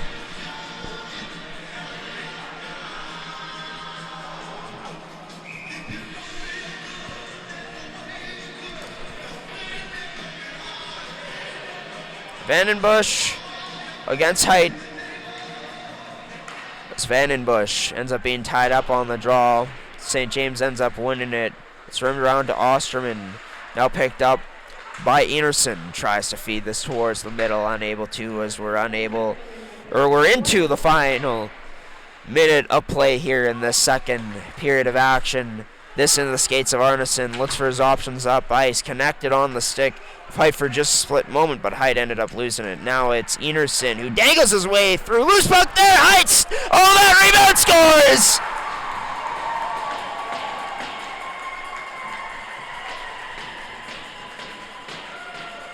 Could it be a late period dagger here as they're up 2-0 now, the defending champs and the junior Canucks? As it's Griffin Height, whose shot gets denied this time in the slot, but right there to pick up the trash. Number 22 in Carter Osterman. I believe his brother was Owen Osterman, but that goal brought to you by Terrico, serving Manitoba producers for over 80 years in the agricultural industry. This Canucks team has looked better, much better in this second period. A lot of good chances, and they got 2 goals to show for it. It was one of the keys to the game, starting off strong and with a multi-goal lead against Transcona is a part of the recipe for success when playing them.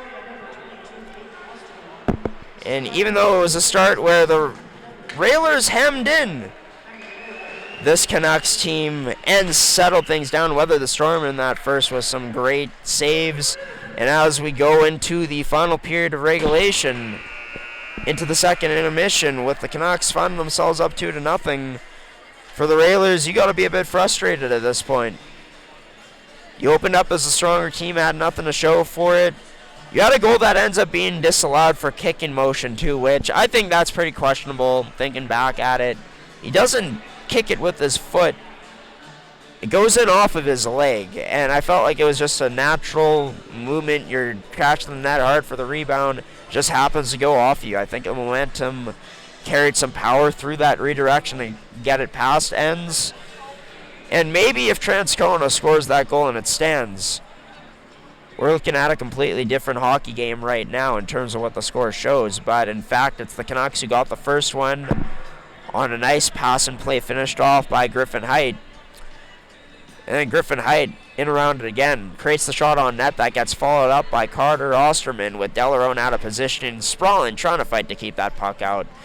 The Canucks struck with under a minute left in that second period, which could potentially be the dagger, unless the Express are able to come back. We're going to have that third period of action coming up next here on mmjhl Playoff Game Day on Uscreen on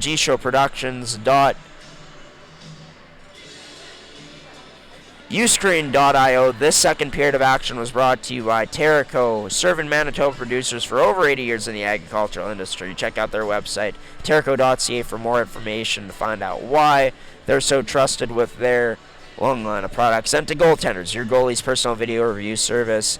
Be sure to check out their website for more details at GordonTumilsonGoalies.ca. We'll be back for the third period of action, second period analysis coming up next here during this intermission, before both teams got started to drop the puck in period number 3. No highlights for this period, everybody, by the way, as we are going to throw it straight to a promo screen.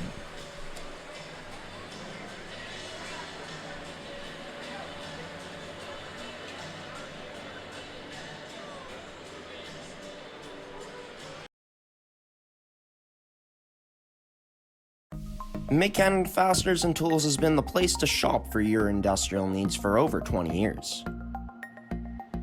Carrying the tools you need to get the job done from the brands you can trust, Mid-Canada Fasteners and Tools has you covered.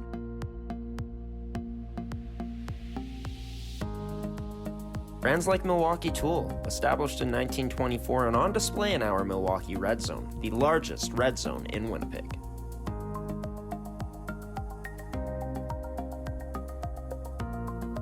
With construction workers and tradespeople in mind, Mid-Canada Fasteners and Tools is your one-stop shop for all your industrial needs. So come on down to our Winnipeg store location today, located on 1557 King Edward Street in Winnipeg, Manitoba.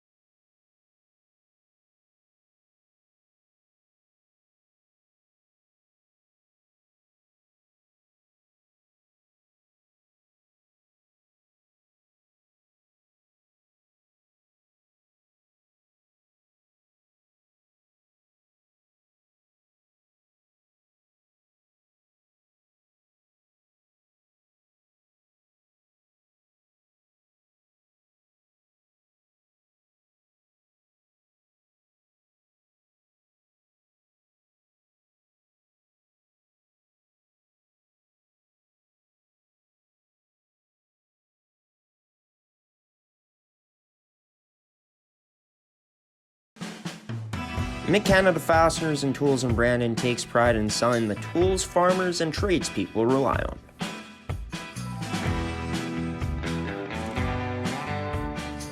Like our Winnipeg location, Brandon carries the same tools you know and love.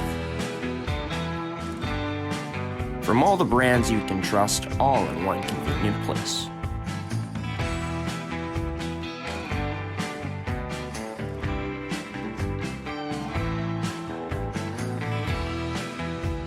And with unbeatable service, we'll make sure you get the right tools to get the job done.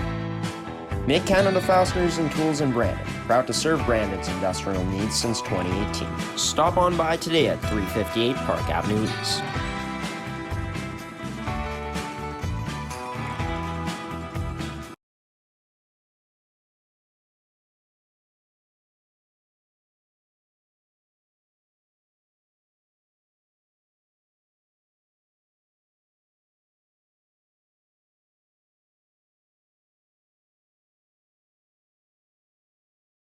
And welcome back into East End Arena, Manitoba Major Junior Hockey League fans. If you're watching this one, this means, of course, you paid the fee of entry, the fee of admission, to watch this Game 3 matchup tonight in the Best of 7 Elite 8 series between the 3rd seed in the Transcona Relay Express and the 6th seed, the defending champion St. James Junior Canucks. Series tied at 1 apiece, heading into a potential crucial matchup of this series.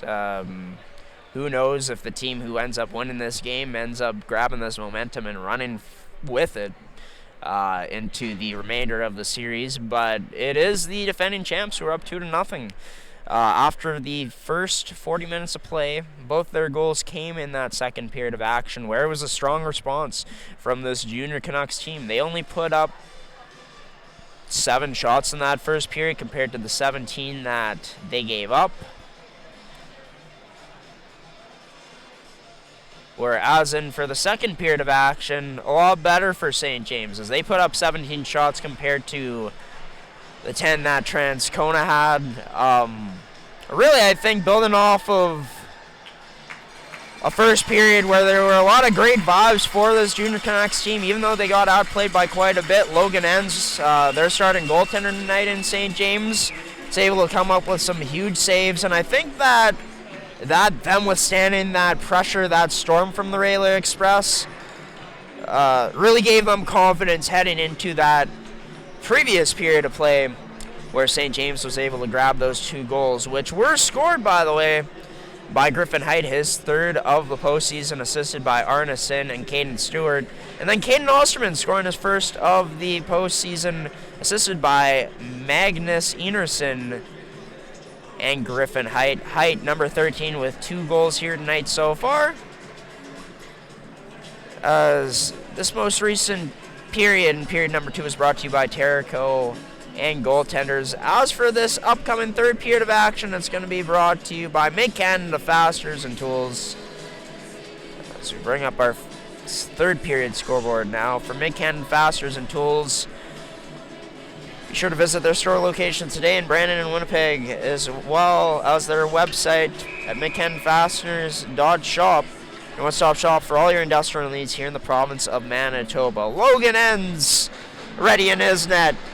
Dillon ready in his own end for the Relay Express, and the puck is dropped here, and we are underway for the start of period number 3 in what was a scoreless game through the first 20 minutes. And then St. James opened up the scoring with 2 goals, one of them in the final minute of that second frame, to give them a 2-0 advantage heading into this period. The Relay Express have worked hard in the offensive zone in this game. Maybe not as hard in the second compared to the first, as they were all over. St. James outshot them 17-7. Were outshot 17-10 during that second period of action. And with Transcona a bit more on their heels, how do they kick it into a 2nd or 3rd year now as they look to chip it off the boards? They do successfully, but turned over right away as the Canucks send it in deep. Expect for a lot of that. We've seen it already. The Canucks dumping in pucks and getting after it, dumping and chasing, but Expect them to send pucks deep in one of their steps of protecting this lead. Here, a chance for Transcona in front. That just kept out somehow, some way by the glove of a St. James Junior Canucks player.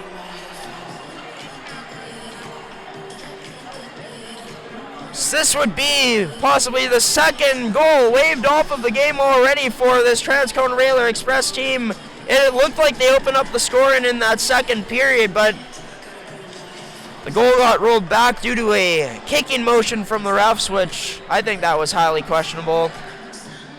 But in front there that time, just a routine shot put on net by the Railer Express. Enns has a bit of trouble covering it up. It squeaks past him. If not for his defenseman to save his bacon. Getting that glove in there at that right post. We're looking at a 2-1 game most likely here. And again, momentum could be totally different, but it's not. Still an advantage of this Canucks team.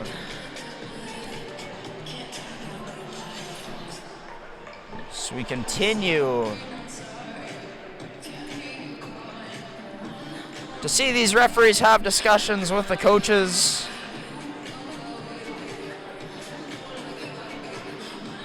Derek Gagnon arguing about what he thought should have been a goal.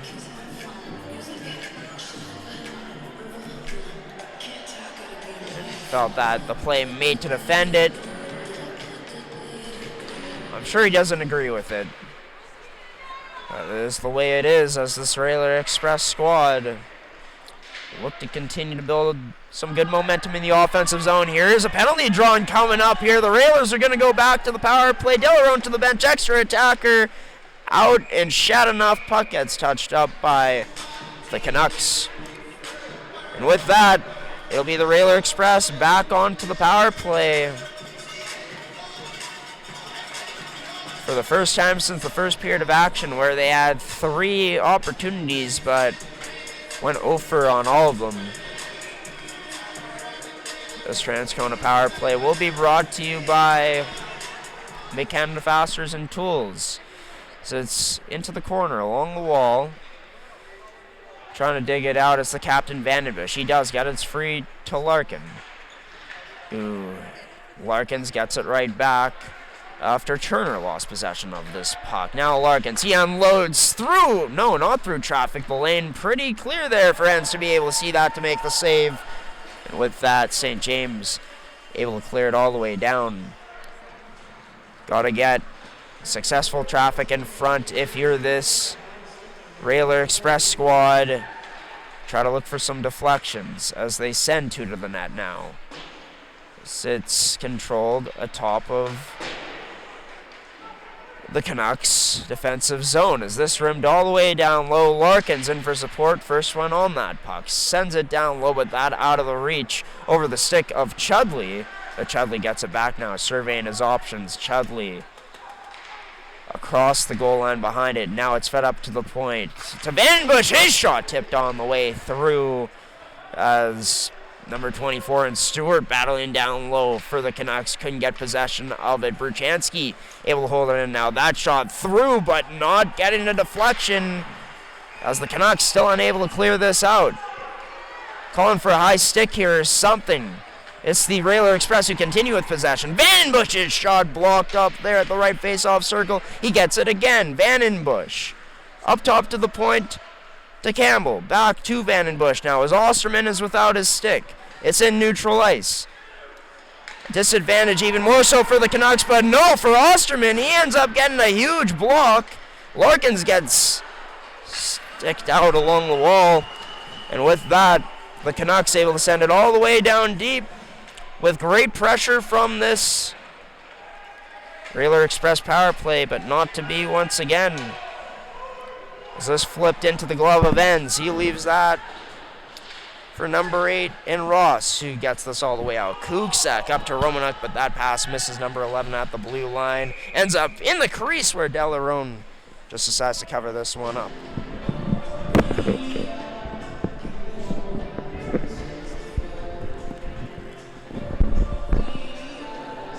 16:11 remaining.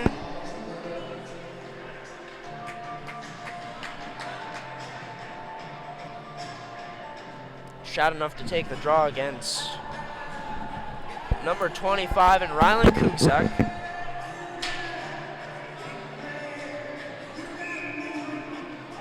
So both teams have had their moments in the face-off circuit tonight.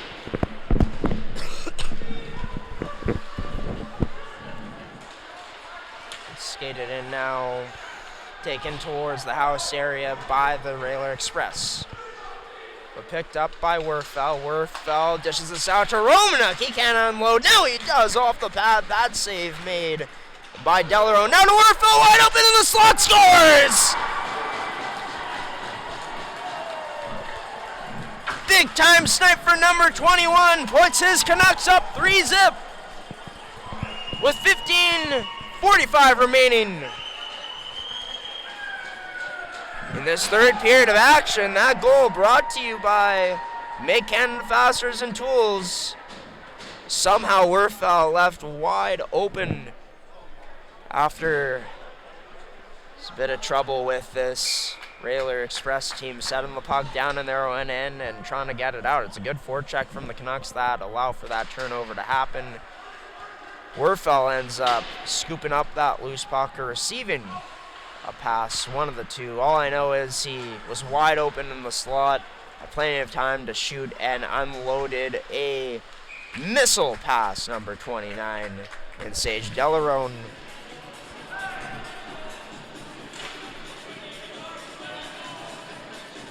As middle high has beat Delarone twice now in this matchup. With that high shot, that snipe just below the bar and middle of it basically by height, shooting for the ears in that first period, in that second period, got rewarded with that first goal of the game. As the Canucks, with a bit of confusion in terms of who stays on and who comes off the ice. As driving to the net, the Canucks now, net ends up being knocked off of its bearings. As both Delarone and Brady Thorstensen now slow to get up. It's great to see both players get up as they both get set for what's to come next here. An offensive zone face-off draw for this junior Canucks squad against the Railers team in dire need of a goal right now, down 3-0 to a team with a goaltender they've had no answers against tonight. Well, literally no answers as they're currently shut out. And for this Canucks team, looking to just keep this in deep, but that not to be. It's able to connect cross ice up over the stick of Stewart. That shot, oh, what a save made by Enns. Another robbery from number 30 on the Railer Express. Couldn't set it up much better than that, as that called for an offside. There's got to be some frustration brewing if you are this junior Canucks, or this Railer Express side against this junior Canucks team. You outplayed them in that first period. No puck luck your way. Created some good opportunities, but Enns just too good.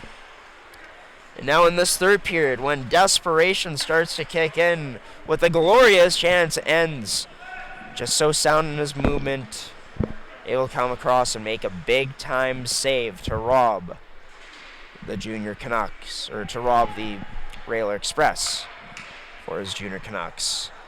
As Bruce over to Enerson, flips this into the neutral zone, into the direction of Kuksak. As Grindle sends this in deep. Ross laying a hit on St. Laurent. Does this cross ice pass out? As Rowan Coe sends it in deep.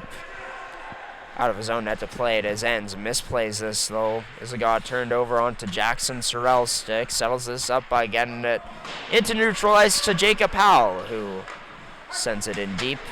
Osterman past the red line. Redirects this in as Romanek gives chase on Delarone quickly enough to make that play with the puck was the goaltender. The Railers back to square one, however, as they're back in their own end. That stretch pass across to Selin. Short low pass now to Turner as his shot turned aside by that block by Phillips. Held in at the line now by Howell. His shot unable to get through. Another good stick in the lane to block that up. Rather getting stick on stick this time. Bruce on Todoruk. Bad hit from behind there from this Canucks squad. And Griffin Height, he's going to be penalized for it. With 13 remaining, it's the Railer Express who will go back onto the power play, brought to you by Mid-Canada Fasteners and Tools.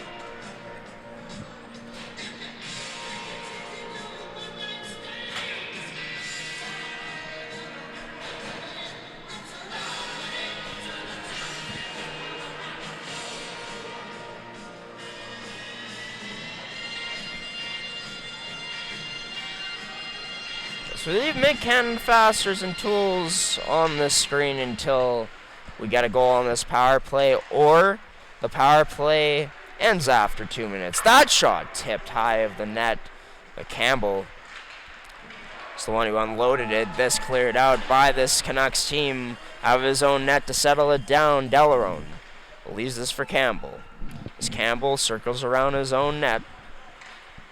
So he dishes this out to number 27 in McClure. McClure over to Selin now. As Selin spins away from some pressure. Gets it up to the point in Whiteman. Whiteman back to Selin across. There's that to McClure. That backdoor chance. Unable to get there. As cutting off that pass. Directed to Shadenough was number 8 in Ross. As this sent all the way down into the Railer Express zone. As with a minute 07 remaining. They to work transition up from their own end. Starting from there as Vandenbush builds some nice speed. Vandenbush will play this up to the point to Larkins. Now across back to Vandenbush. Up top to Larkins. Larkins, a little pump fake before letting shot to go now. And that just wide of the net off of a tip of Shadenough in front. Quick little pass back to Vandenbush. Vandenbush now. His shot unloads a heavy one by high of the net. It's number 30 in ends. Untested on that one. Now sent out by Ends' teammates. Front of him in Phillips, who goes off for a change with 22 seconds remaining on this Railer Express man advantage now. 15 seconds and counting as Larkins able to make his way in. Dumps it into the corner off the boards. Vandenbush sends this down low. Where Turner is. Turner gets this back to Vandenbush. Now up to the point. Berchansky's shot turned aside again by Ends. Is this unable to be cleared? That shot, another save by Ends. This time on Vandenbush. Unbelievable performance from number 30 tonight continues. As we are effectively back to even strength.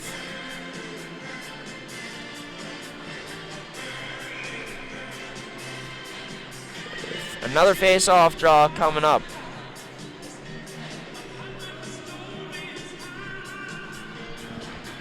To the glove hand side of Murphy as this rimmed around all the way out. Arneson out of his reach as it's an icing.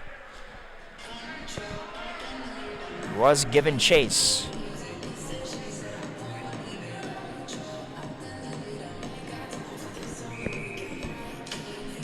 Be another face-off draw coming up inside of the Canucks zone. Height to take it against Shadenough. Height gets the better of number 9 on that one. As this tries to tip off the stick for Arneson. Now couldn't. This blocked up now by Height. Has a man heading to the net. Oh, that looking for his second of the game was Height, but found the bar instead. Is Height. Some good energy on this shift. Taken away by the Railers. Their own end as it's played up the left boards. That out of the reach for Johnson. This is played D-to-D by the Canucks. They get it back strongly. That bank pass a bit too off the mark for number 13. And Height as he goes off for a change. Arneson takes advantage of a mishandled puck in the neutral zone. Dropped it back for Romanek. His shot blocked wide of the net as Romanek, nifty pass, sends it to Phillips. That shot blocked by Whiteman. Now to Stewart, his shot turned aside by the glove of Delarone.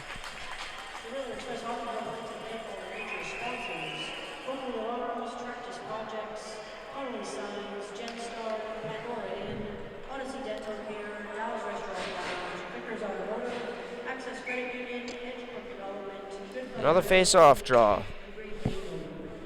With 10:01 remaining in this hockey game right now, unless it can be pushed to overtime. It's 3-0 in favor of the defending champion St. James Junior Canucks in Game 3 of this 3 versus 6 Elite 8 first-round series.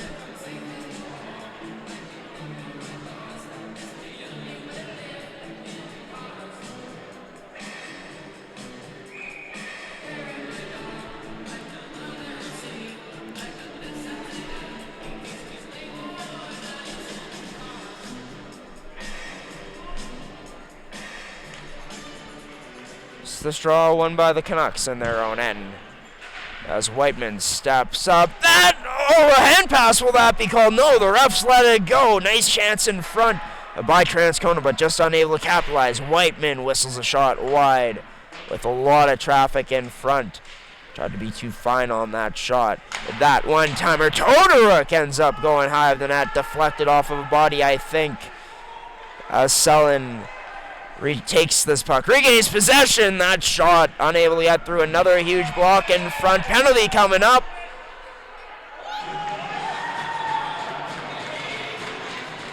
Oh, this is going to be a dive coming up. Or an unsportsmanlike. And number 23, Nathan Turner, who gets taken down on that sequence. The linesman has to firmly guide him towards the penalty box because he looked like he wanted some words with that referee who made the call. I don't think he can believe it. I can't believe it up here either, to be honest with you, that ends up going to the Transcona Railer Express.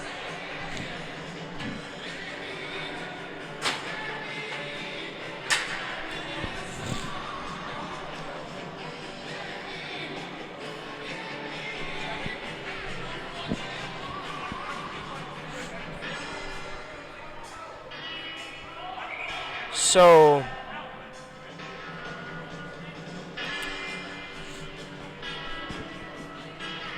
right now it looks like we'll be at 4-on-4 instead.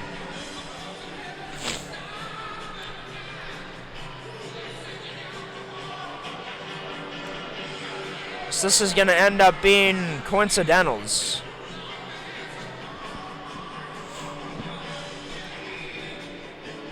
Caden Stewart in the box for the Canucks. Turner in the box for the Railer Express as these coincidentals get rolling. We're on 4-on-4 right now. Is nice forecheck by Brady Thorsteinson. Creates trouble for Larkins to break this out of his own line. Thorsteinson almost getting it back again, but has it stripped away. As in the corner, Magnus Enerson trying to make something happen, but can't control that loose puck. Instead, it's controlled by Chudley. Chudley sends this into the slot, taken down Whiteman. No interference somehow called on that play. As look at this from Brady Thorsteinson, strips a man away from that puck in front and delivers a shot on net, turned aside by Delarone.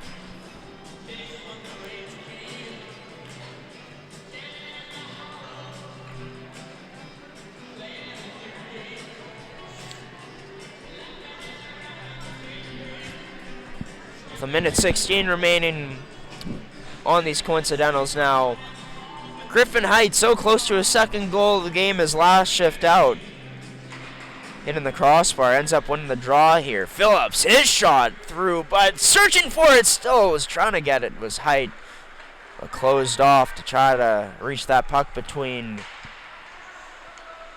some Railer Express skates. As this controlled up to the point, that tipped on net, sharp save by Enns. That not even able to get back to the slot as Bruce cut it off well. and shut that down. Arneson down the right wall. Ends up getting it loose down low to Haidu. Tries to drop it between his legs. Back to Arneson. Pass wouldn't get there. This is back to Arneson now. Trying to dangle his way through at the side of the net, but shut down well by Michael Todoruk. Forward playing some good defense there before going off for a change. This dished out to Vandenbush. Vandenbush trying to dangle his way through, but denied by this Canucks squad who converged on Vandenbush. Well, that shot, rebound loose. His ends almost loses his stick. Vandenbush still stays strong on it. Hustle off the puck by Enerson. Now Enerson takes down a man in the corner. No call on the play from the referees once again. That was Sullen who took the brunt of the force. This all the way out now. Back into the Railers' end for what's going to be called an icing.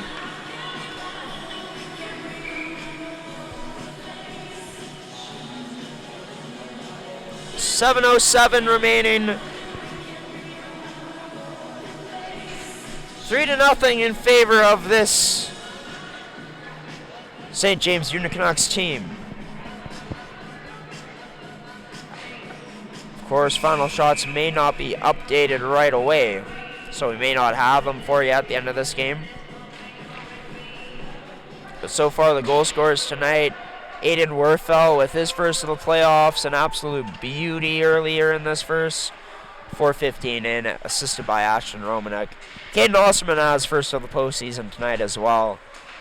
And Griffin Height with 2 points on the night. Opened up the scoring in the second with what was his third of the postseason. He was so close to having his fourth moments ago. Is that towards the net, high of it on that shot. He's getting the puck loose in the neutral zone. Was Thorsteinson. As the Railers make their way towards the net. That off of a Canuck into Enerson's glove. Into Enerson's crease.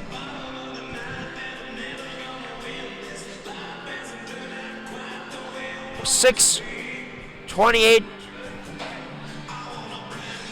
on the clock. Another defensive zone face-off draw for this Junior Canucks squad. Werfel to take it against Vandenbush. Werfel, nice job to be able to win it. Vandenbush, a sneaky stick to take that pass away to intercept it. McClure now with a nifty move near the blue line. Dishes this down low to Vandenbush. Vandenbush has it taken away by Stewart. Pinned up along the boards well there by number 24. We're still holding him there. Werfel now has a goal already in this game. Dished it out to Romanek. Offside on the play.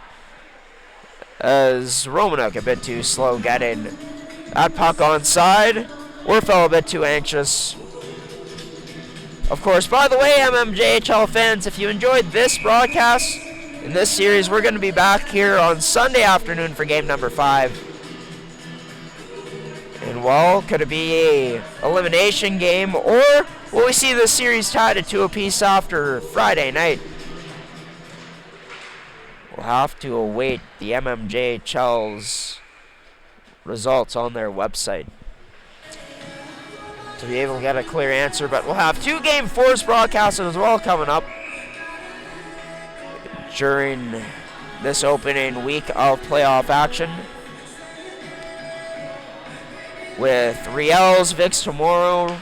Vicks looking to keep their season alive with a win down 3-0 in that best of 7. And then on Friday evening, it's the Twins who look to make it into the first, or past the first round for the first time since 2012-2013. As they look to sweep the Raiders and close out that series there. This puck ends up out of play, hitting the mesh.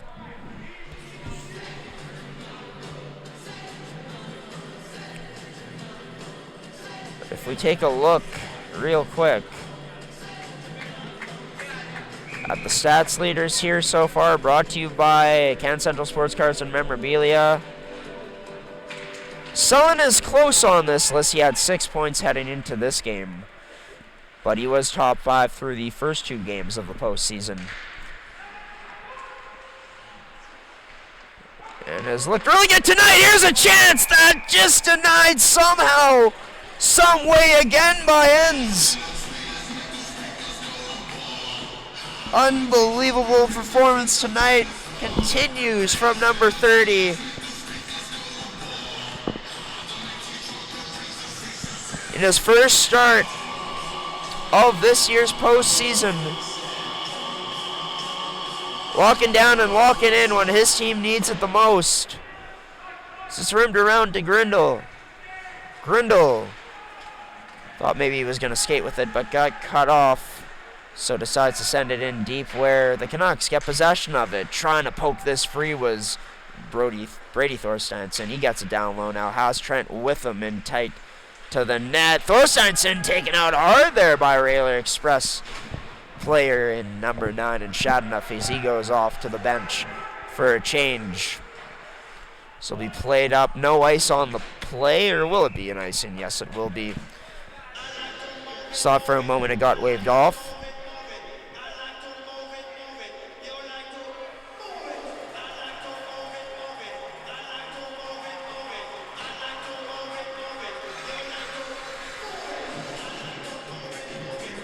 Well, Sunday is going to be a very busy day for us at the network now as well, as we'll not only have Game 5 in this series live here from East End at 2 p.m. that day, but we're also going to be making our way over to Seven Oaks Arena for what's a free-to-watch broadcast in the MFHL playoffs. Winnipeg Ice, Winnipeg Avros going the distance to 5 games.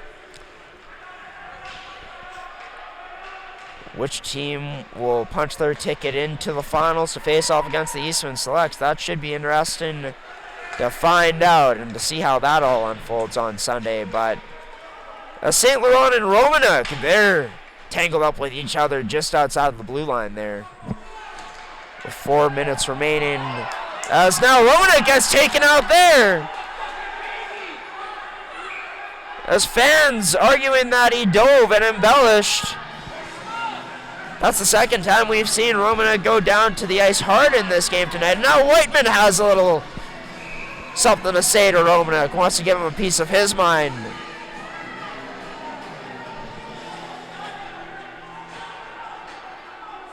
But instead gets pushed away by one of the linesmen. It'll be St. James going on the power play. For 2 minutes here, 3:52 remaining. Will be their first power play of this period. Which will be brought to you by Big Canada Fasteners and Tools. The Canucks control this one up to the point. It's D to D. To Stewart, back to Enerson, dishes this out to Thorsteinsson. Brady Thorsteinsson tried to get it through, but instead went wide of the net. Osterman up top to Stewart. Across, Enerson fakes the shot, goes back to Thorsteinsson. Down low to Arneson. His pass towards the point ends up off the mark as Enerson has to regroup at his own end to go get it.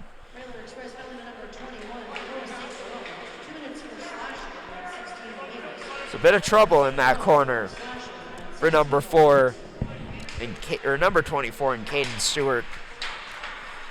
Is this kicked up, but not quite out yet successfully for the St. James team. Arneson played that off of his skate. Now he makes it into the Railers zone, but Railers bat that puck away instantaneously out of their own end.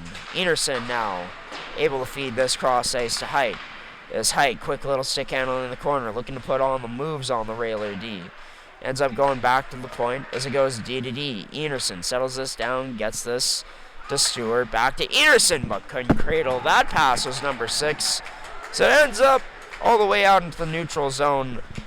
2:30 left on the game clock now. Height to Arneson, back up top to Height as Height unloads a shot deflected out of play.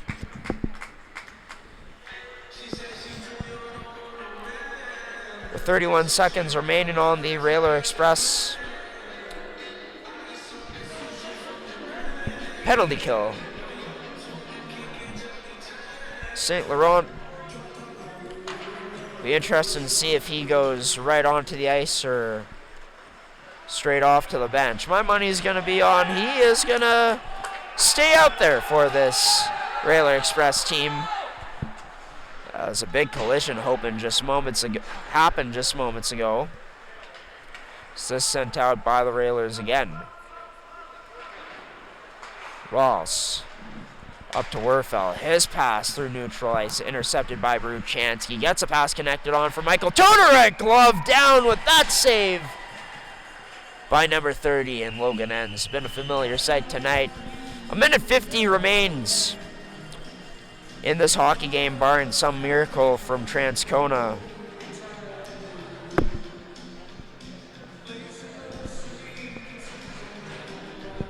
It's for Turner, Vandenbush, and Sullen. They're out on the ice. Have to wonder if Delarone will get pulled here if they get possession of it. That shot through Bruchansky, denied once again. Rebound tough for anything for Transcona to do with it.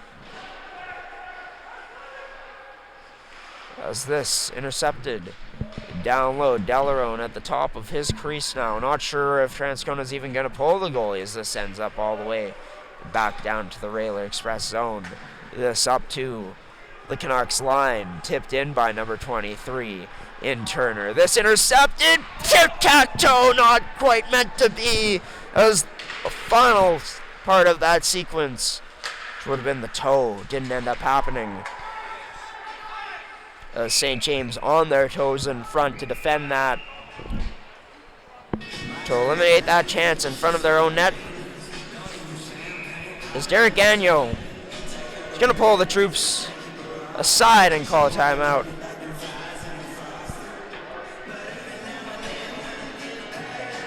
As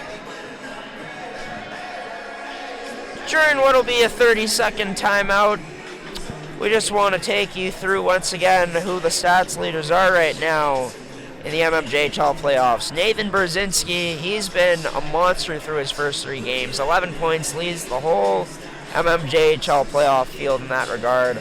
Also has the most goals with 5. Connor Davis, his teammate and captain, unreal performance yesterday too. 7 assists, 9 points. Of course, we see the goaltending leaders here. Sage Delarone in the top 5 for best goals against averages. That's how it's toggled on the site. We couldn't edit it or anything. But in danger of getting the loss in this one tonight as we go into the final minute of play here of regulation. Transcona trying to get something going as Sullen. It's been like this for most of this night. In around the net. Practically any Railer player either sailing it over or just catching a piece of ends as he's been able to keep everything out, aside from those 2 disallowed goals, which, hey, they're disallowed for a reason.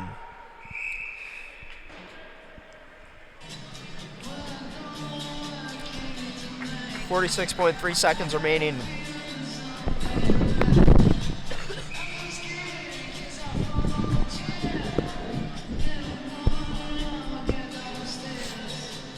Apologies if you've heard more sniffling as well as maybe coughing in the background. This out in front, Vandenbush denied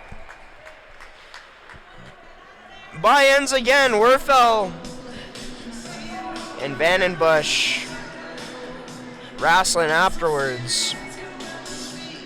But yeah, if you heard me coughing or coughing at points and heard me sniffling, that's because I've come down with this brutal cold. Of course, right at the perfect time during playoff time, as I've been pushing through it. The Canucks pushed through what was a strong Railer Express start here tonight with 3 power plays that they couldn't capitalize on in that first period. Logan Enns made 17 stops on 17 saves, and from there the Canucks just continued to build in their game. Had a really strong second period where they had 17 shots to the Railers' 10. And from there, shutout broken! With under 10 seconds left! Oh, he spoke too soon! The announcer's curse, perhaps.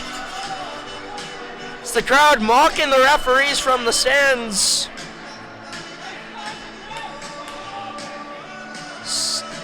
Giving a no-goal signal, voicing displeasure of the previous two that have been disallowed. Which, hey, maybe we could have been tied at 3-3. As that goal brought to you by Make Canada Fasteners and Tools. But the fact is, we're not tied at 3-3. It's only 3-1 at this point. The Railers break the shutout with 7 seconds remaining, but it doesn't matter all that much. They left themselves with too little time to be able to come back on the scoreboard. And with that, as will there be any fighting that ensues? There may just be, hold your horses here, mmjhl fans, before we get into this post-game show. So it looks like both teams now will separate successfully.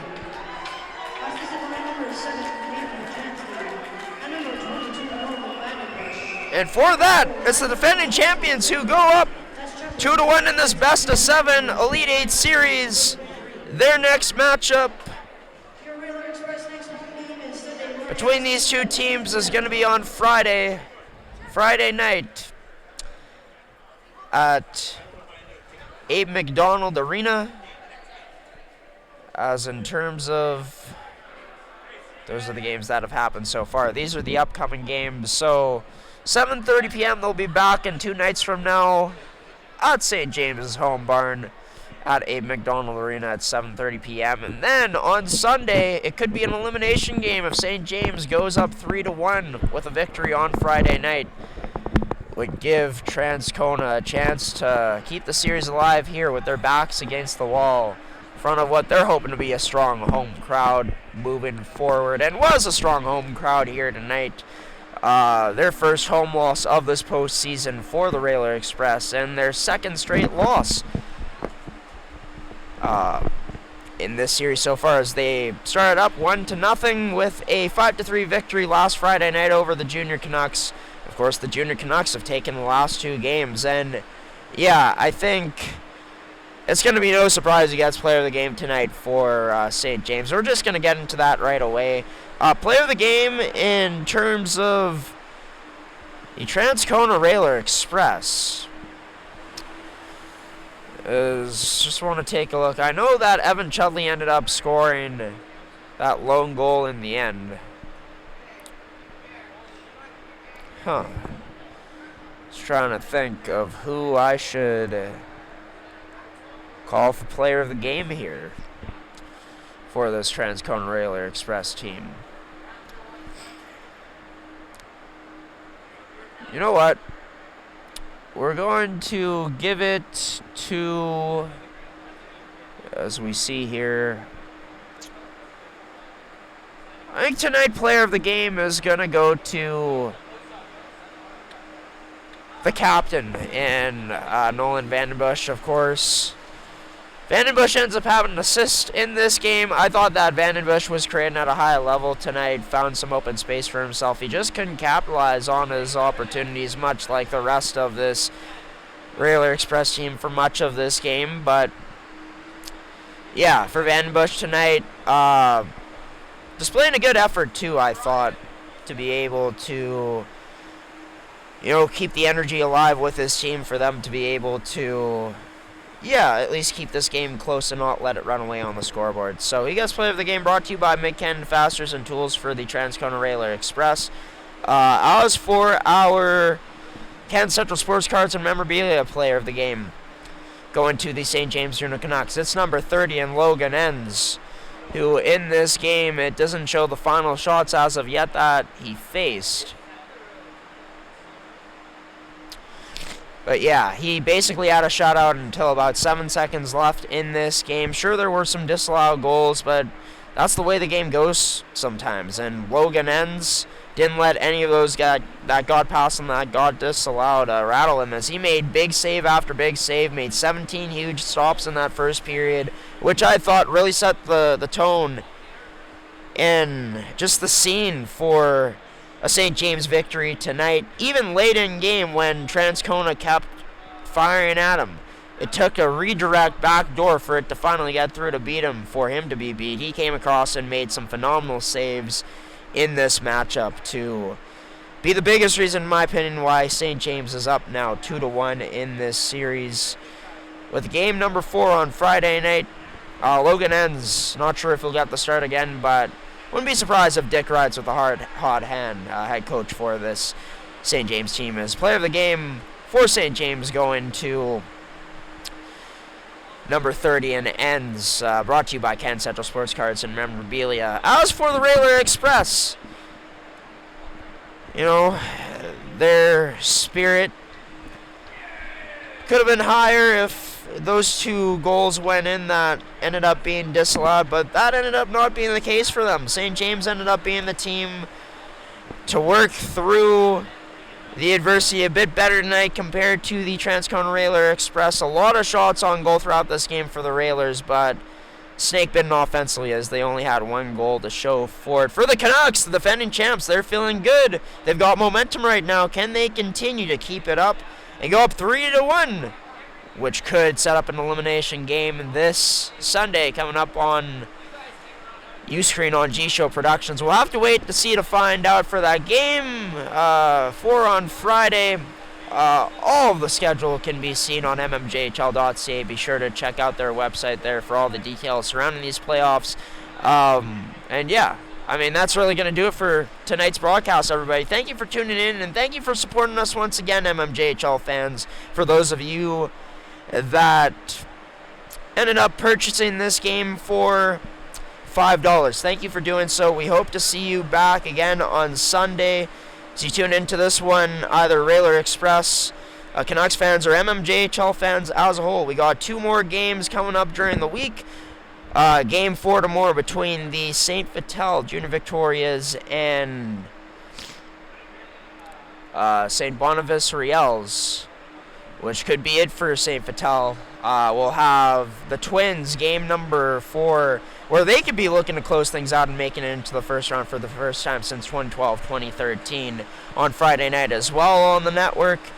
Check our social media pages as well as our website, gshow.ca, for the official start times, as well as on Uscreen we'll have the official start times for those games too coming up. But until next time, MMJHL fans, it is the St. James Junior Canucks, defending champs, 2 wins in a row now, feeling good off of a huge performance from their goaltender in Logan Ends. Griffin Height with 2 points on the night as well, including a goal. And even though the Express got 1, it came under 10 seconds left in this game. Some controversy, sure. That's the way it goes sometimes in the playoffs and in this league. We can't wait to be back tomorrow at St. Vital. Thank you to Mid-Canton Fasteners and Tools, Terrico Goaltenders, and Can Central Sports Cards and Memorabilia for sponsoring another edition of MMJHL Playoff Game Day Hockey. Thanks for tuning in, MMJHL fans, and for paying the $5 entry fee. Remember, 50% of your $5 goes back to the MMJHL to help better the league all around. Thank you for watching, everybody. Take care. This has been MMJHL Playoff Game Day on G-Show Productions Uscreen channel. The Canucks, the 6th seed defending champions, in search for a 4-peat. Up 2-1 now in this series after a 3-1 win tonight. Good night, everybody. Thanks for watching.